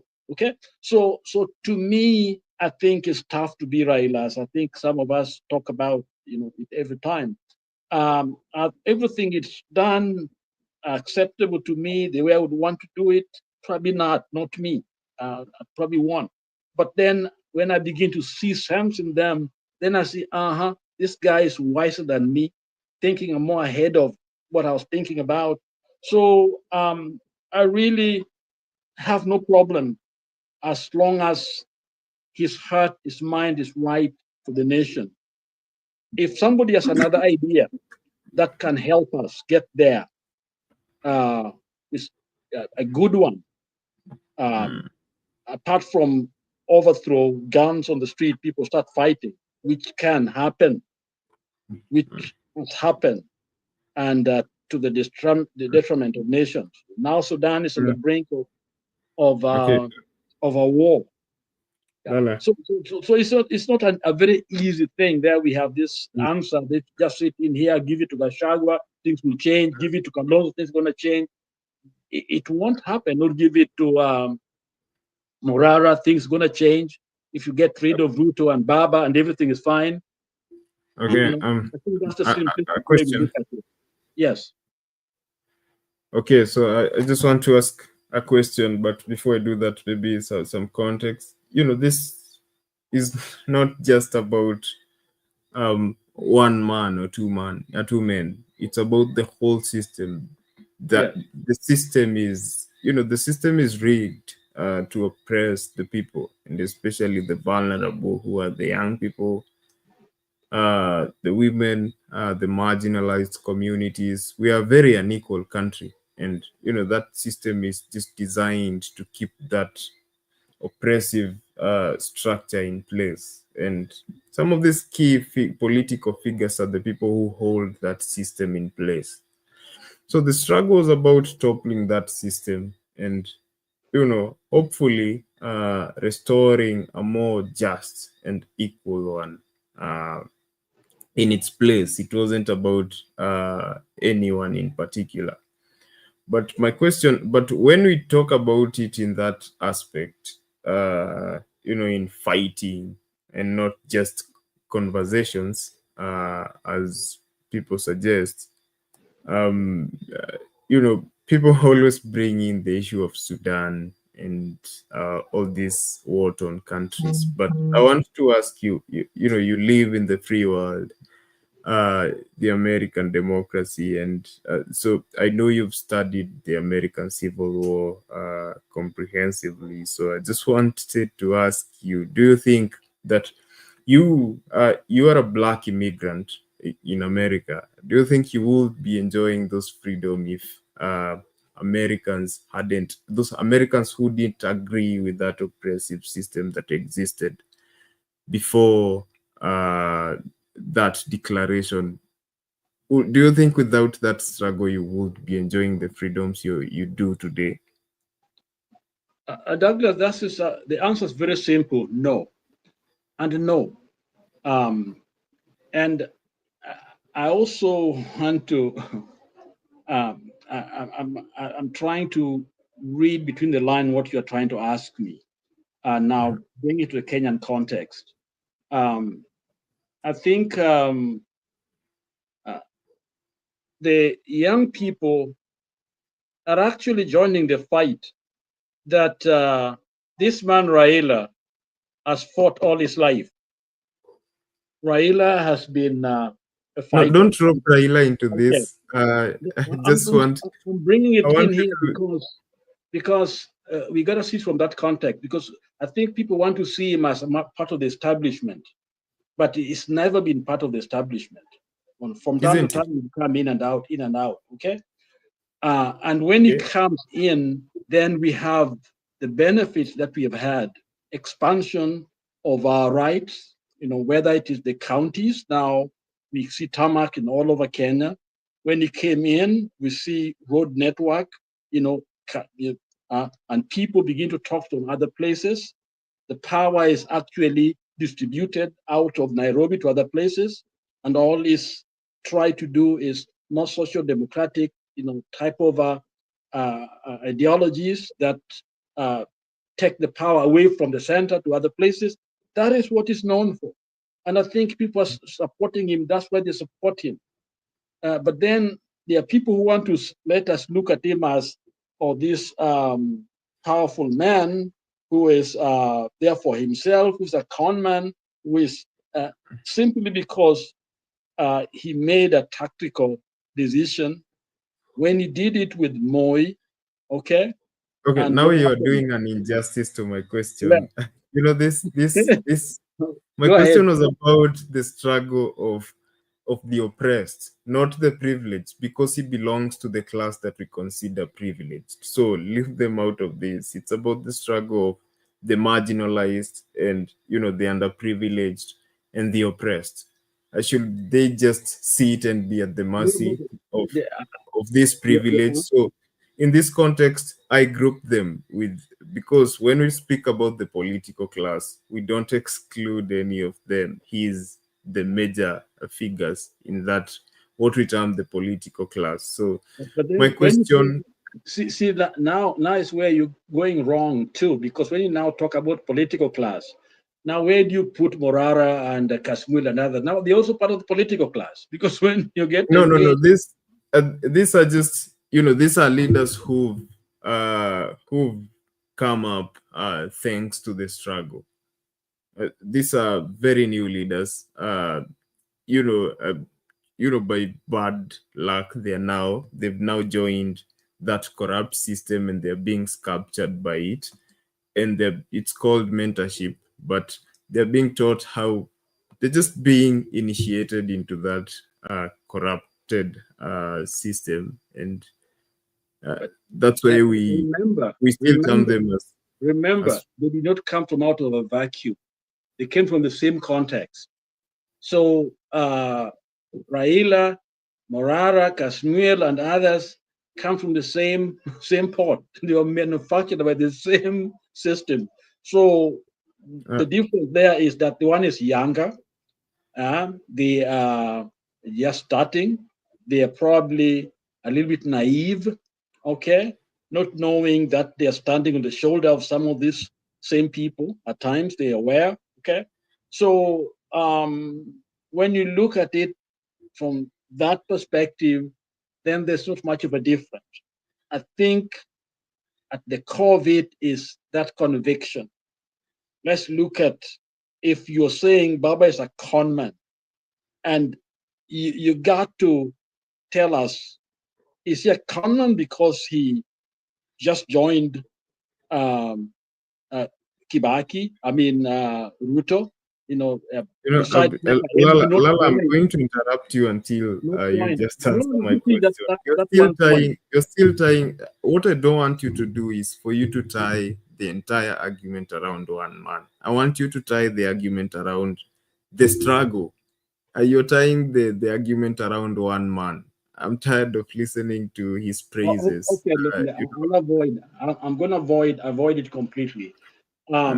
Anyone fighting for the, for the dignity of our people, for truth, fighting against injustice, I raise my hand to that, because it's not an easy war that people are going to fight. Okay, so clearly, the U.S., we are here because of those women, those men that we may never know their names, who took the bullets, the dogs beaten, and so that we can be able to be here. There are those who sacrifice themselves. Yes. Yes. So we both agree that people own the right to fight for their rights. Definitely. Their own way.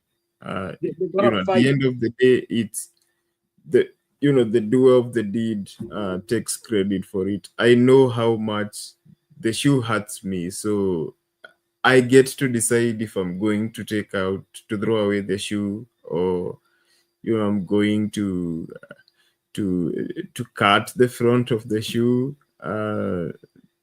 because it's me who it hurts, and not the person who are standing on the sidelines. Can I say one thing also? Yes.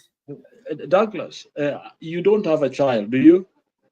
Not yet. You're not yet married. But when you'll have a child,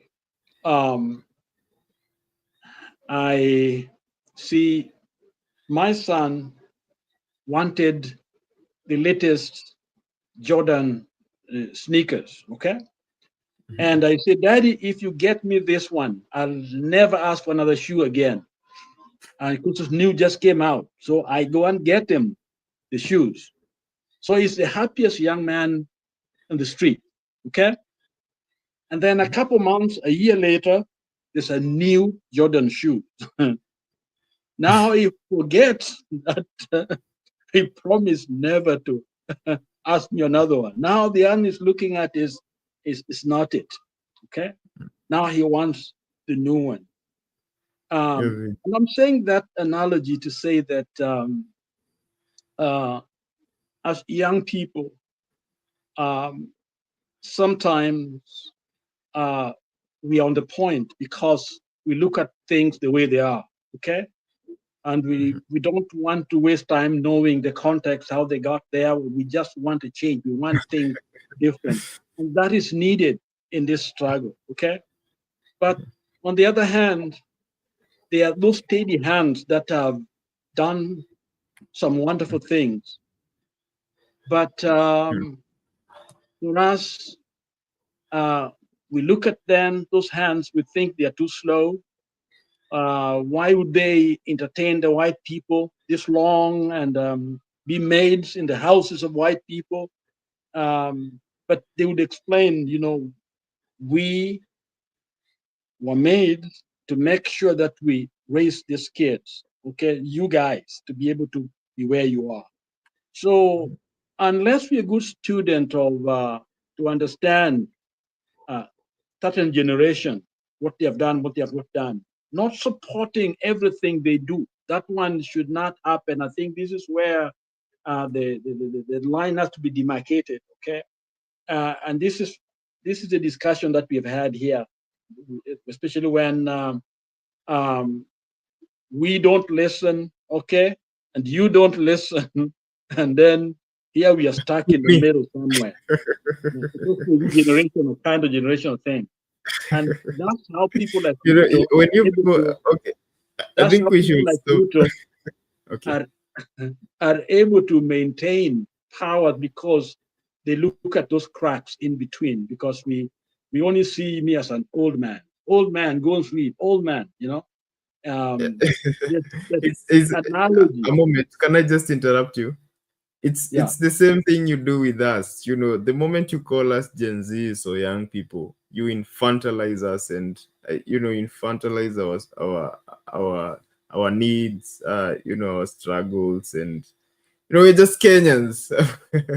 The things you're fighting for, they're not even young people problems. They're just Kenyan problems, accountability and all those things. So the moment you call us young people, Gen Zs, you infantilize those demands and you start talking us down and watering down the struggle and telling us you're young, you don't know anything, using these kind of words that, young people are impatient. We are just Kenyans, and Right. these are And everyday that's why struggles. I think you should correct us. It's okay. We should listen and you should correct us.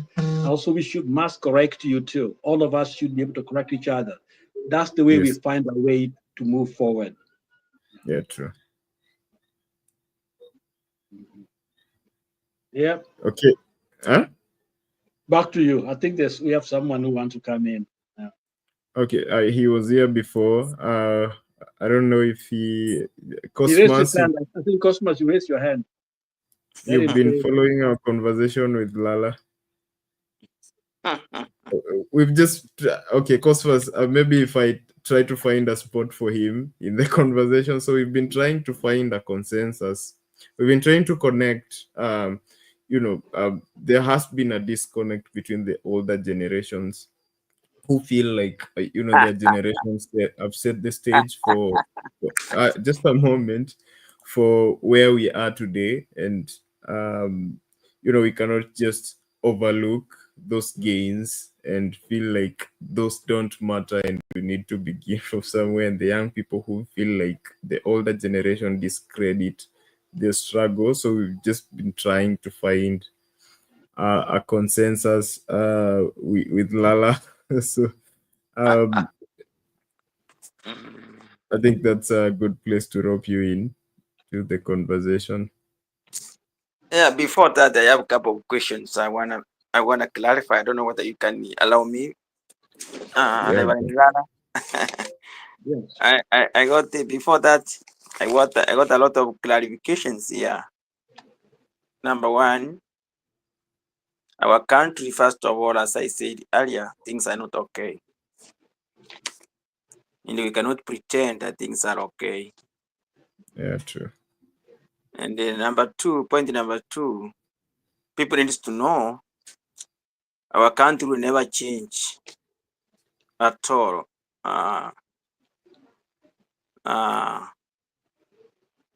Due to leaders,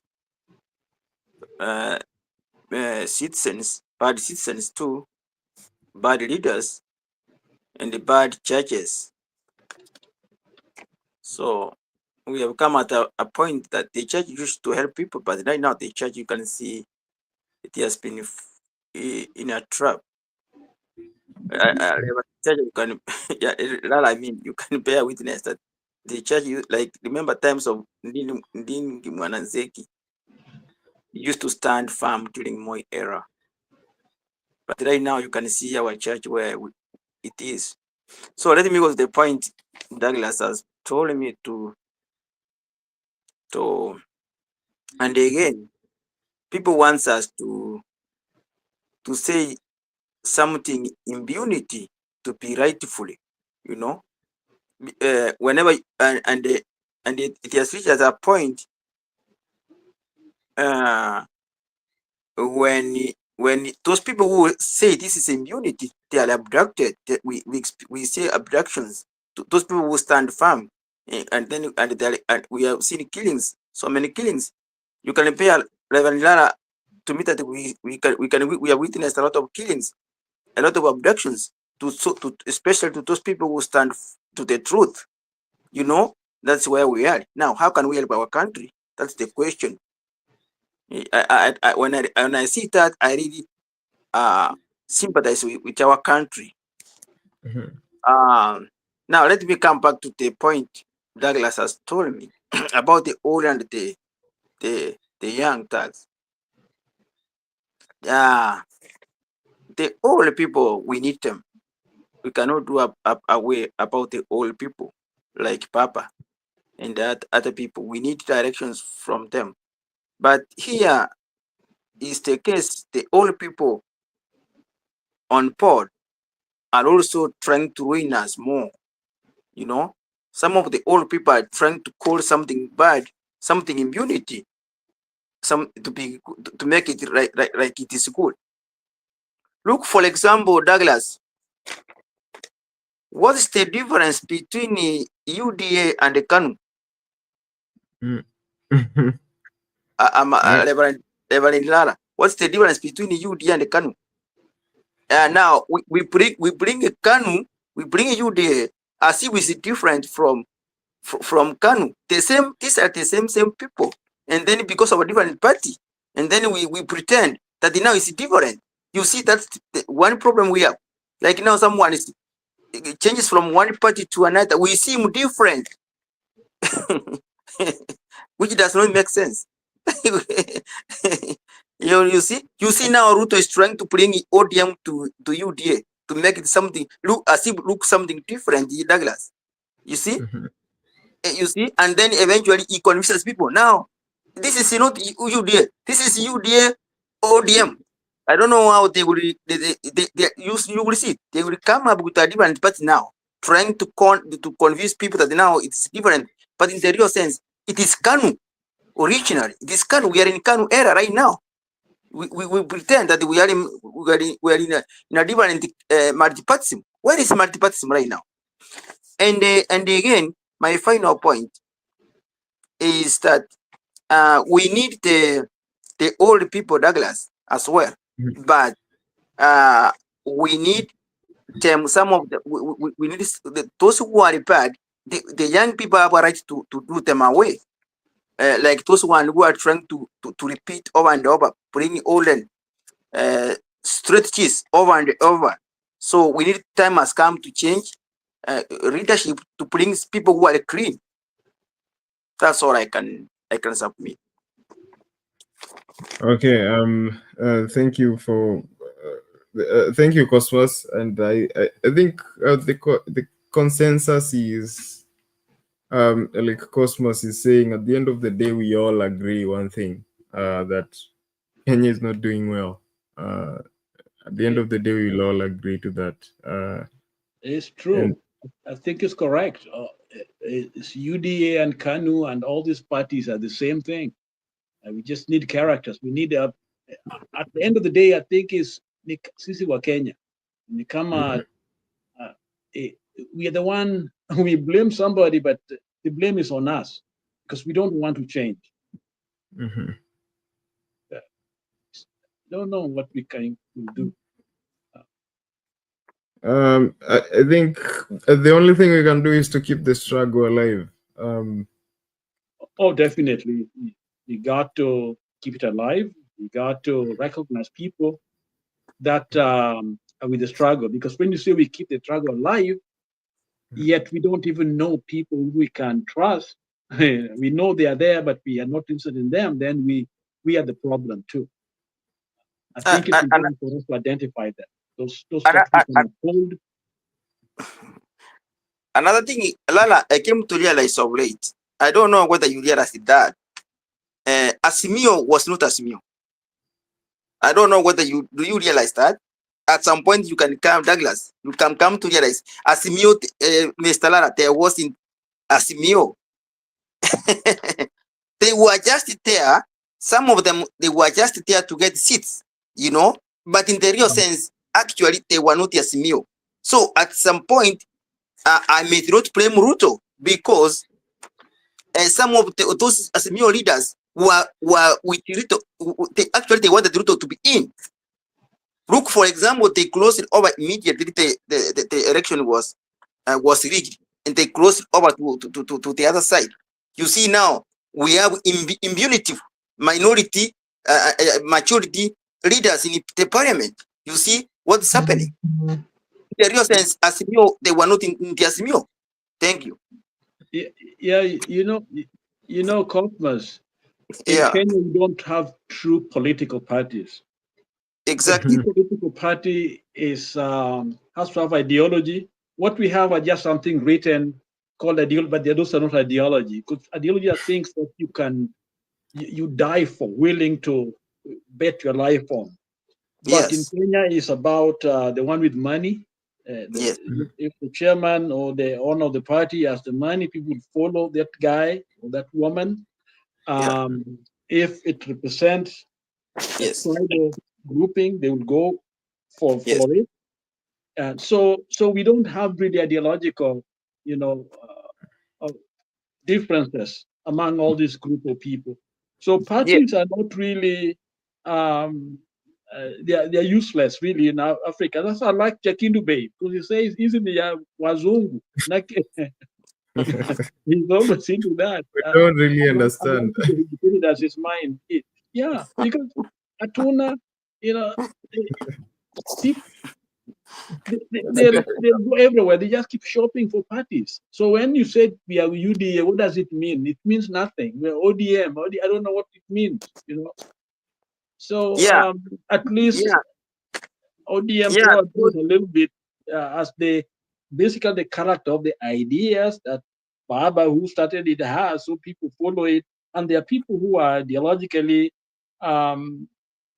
we can look up to because they have been consistent for a long time, but not many. Watu tu wanatafuta pesa tu ni seats. So you are correct. Azimio, all that bunch, those were just people waiting for position. That's all. Yeah, so parties in Kenya merely, they are vehicles. Right now, we are going to see new formations, probably new political parties, new coalitions that will take them to the next election. Then they will break. So sometimes, I'm becoming a student of Jakindu Bey. Jakindu Bey believes that all these things are planted so that Africans can be disorganized. So all this multi-party, thing, because if every month, every year, every 5 years is a new party, then can it form a government? No, it cannot, because parties form government. If a democratic party, they know they're going to form a government, and this is the way they're going to rule. The focus will be based on those ideological, and beliefs of the party.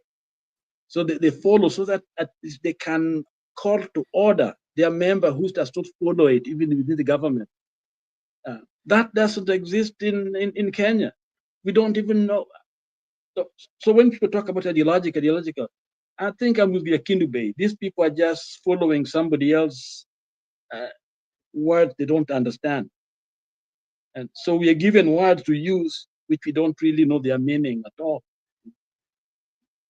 Okay, so one last question. I don't know if Cosmos seems to be on the move. Not sure if he's still there, but one last question I had for you is, okay, so this multi-party thing has proven to be just, it's to an extent it's burdensome because, these political parties, they are, as much as, they are facilitated by taxpayers. Right. So don't you think that okay, it's just something that has been on my mind for a while. Don't you think the right way for Africa is the China way, where we just have one party, like the Communist Party, and just forms one government, and everybody just sorry for that participates in, because I feel like Africans are inherently communist in nature, and this capitalism thing is just okay. I've always felt like Africans are just communist inherently in nature. I don't know your thought on that. That's true. That's true to an extent. We are very communal, yes, but on the other hand, we are also very divided. There's cultures that are within. There are tribal languages and all things like that. Diverse, not divided. So if you do away with you put one single party, that may not answer the question. It may raise other issues. If you put more party, that's also create other issues. And so I think, to me, at the end of the day, it's really the idea of truth, rule of law, and that independence that people have. I think that will deliver the Africa, for us. Because the alternative is dictatorial, and we know dictators don't do very well. You find, all kinds of problems just magnify them. So I think, for example, devolved government, I think, was one of the best things that has happened to us. And you saw a lot of things happening in a very short time. Now, if we could make sure we control the corruption, because it seems to me that the big government, called the Ruto side of the governance, should have been like in the US. When you hear of the FBI's and all those major, the DAs and the court system, the big one, they're really there to make sure that people follow the laws, and those laws impact those the states. Okay. In fact, if you are under federal indictment, you're going to jail. Somebody reach that level, just forget. If you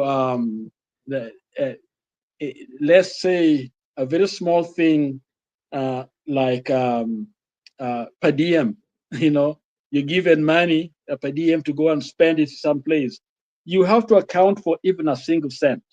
You got to be the office of that office that looks into sure that the money spent is keen on each and every dime. I think Kenyans may remember that Jesse Jackson's son, who was a congressman in Illinois, went to jail. You know why he went to jail? The man had a very successful campaign, raised funds for his election, and after he won, he was left with around 70,000, okay, the money that he had raised. So he decided to take his wife on a vacation. The law says you cannot use that fundraised money for anything on yourself. Based on that alone, the man lost his seat. The man went to prison, okay, because he entertained his wife, okay. That's how serious it is. You see, if we can just be a little serious, for example, I had yesterday, I think it was Yonette talking about Andini Nyoro's constituency, the kind of things they have, okay? It seems as if that is a more equal constituency than other constituencies. In other words, the CDF money seems to be triple, double, 100 times more than others. That would land that man in prison. If the money is equitably distributed in the counties, all of them, they got to explain even a single cent, okay? But it seems to me that it doesn't matter whether you change many things. If you don't work on adherence and the rule of law, we are not going to get it. If they still can get the money and spend it the way they want, we can. I'm telling you, you cannot spend a dime. You got to show.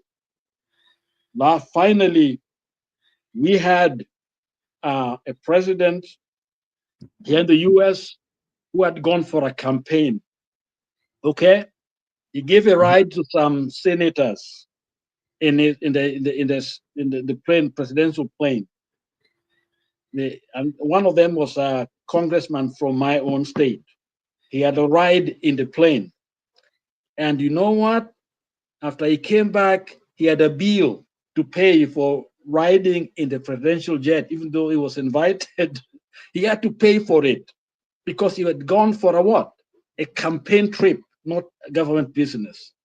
So you have to pay. And these are the things, that small things that make or break a nation. This is what makes our jobs, our security, our health, and all that. It is really those detailed stuff that if we can work on them, then we're going to save our nation. So back to you, Douglas. Okay, thank you for Lala for that. And we just continue to keep the struggle alive and we continue having conversations that that are going to liberate our minds, because I think that freedom begins within ourselves even before we can go out there and make freedom a reality. So with that, I think we are coming closer to the end of our show. So Lala, if you have anything else to like a parting shot. Douglas, thank you for doing what you're doing, and we pray for our members, and we pray for our nation, that God will continue to help us, open our eyes, and help us to stand on the right side. Sometimes God does not want to deliver us until we become aware of what we can do ourselves. And one of them is to stand for truth, is to demand it, is not to sit on the fence. And the others is to be humble. Humble means let's do it together. Of course, there's some of us who will be sacrificed, but let us not forget them, because they're those that have paid for where we are with their own lives. And sometimes we tend to forget them. We begin to focus on now and not thinking about how we got here. And as we do it together, let's remember that Kenya is bigger than all of us, and that we can all work for it, and it has more than enough for us. Yes, each and every Kenyan can be a millionaire. If you hear me, a millionaire, each and every Kenyan, there's enough for all of us, if only we allow innovation, we create environments that are good, we have good leadership, both mix young and old, and those that are gifted and talented to kind of spearhead our development, that God is on our side. He wants to help us make it across, that God will expose some of us who have not been on the side that work for us, especially in the church, because their role is critical to kind of help us to find that sane, that space where we can dream.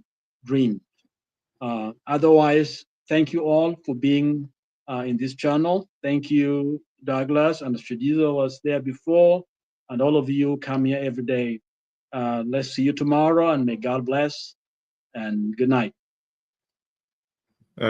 Thank you, thank you, Lala, and good night to you too, and to everybody else who was here. Mama Selina dropped off, but she was quite preoccupied today with the elections. I think she said a by-election in Uganda.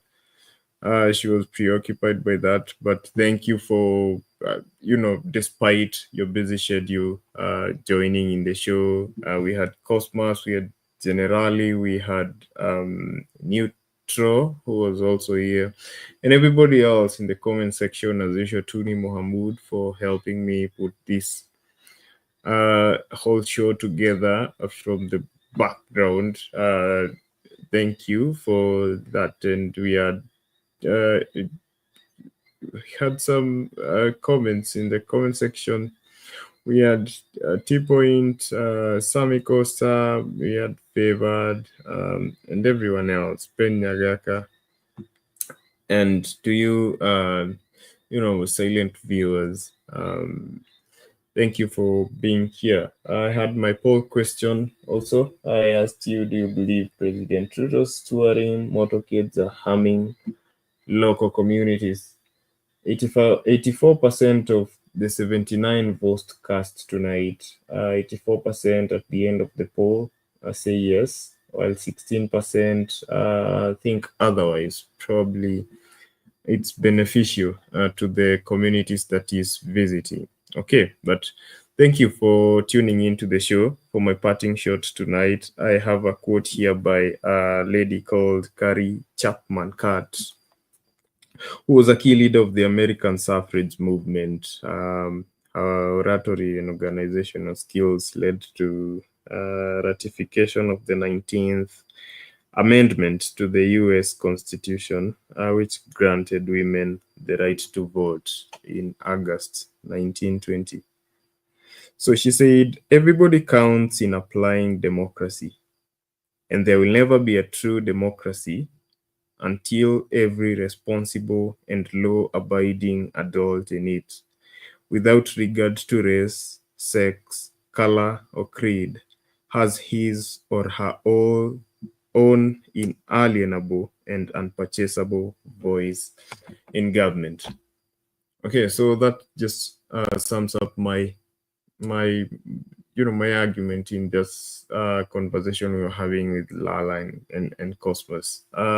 Just continue to keep the struggle alive, and just remember that the person who is oppressed is the only person who knows the magnitude of the suffering. So I think we should not belittle the struggles in that perspective. The only way to liberate the oppressed is to first acknowledge their struggle. And I think that has been the problem in our country for a while, because we think, even in our own homes, think about how you think about your younger siblings or your kids. You think because you are older, then your struggles are bigger than your child's. And, this has led to a lot of problems in our society. We've seen kids as young as 12, 10 committing suicide, and you wonder, what is bothering you at that age? But it's because we don't acknowledge their struggles. They might not seem like serious life struggles to those of us probably who are older and have more serious life issues, but they're pain points to them, and they are pressing. So I think we need to be mindful of each other, even as we push for the struggle forward. I think we need to accord each other that grace to understand each other and to acknowledge the pain points of each other, and just to make sure, and even as we nurture a society where we are comfortable to live in, I think the best way to move forward is just to make sure that at any given moment, my space does not encroach into any other person's space. I think that's the only way we can bar the society that that is full of empathy and compassion towards each other. And that's the only way we can actually tackle the those inherent problems that we have, corruption and all that stuff, without necessarily having to go to a war. If that doesn't happen, then war is inevitable, because people are going to fight for their rights. People are going to fight for justice, and it has happened all across history. We hear of war across our borders. We never imagine that it's going to come to a doorstep. But if we continue to have disregard for each other, war is inevitable. Okay, with that, just come to the end of my show. Earlier we had Shadizo. See you next time. Remember to subscribe before I actually step out of the studio. Subscribe if not hit the subscribe button. The subscribe button is still red on your YouTube, then you're doing me an injustice. So just click it. It won't cost you anything. Like the video and share it out. That's the only support I always ask before I step out of the studio. So good night. good morning, actually, to all of you. See you on the other side. Bye-bye.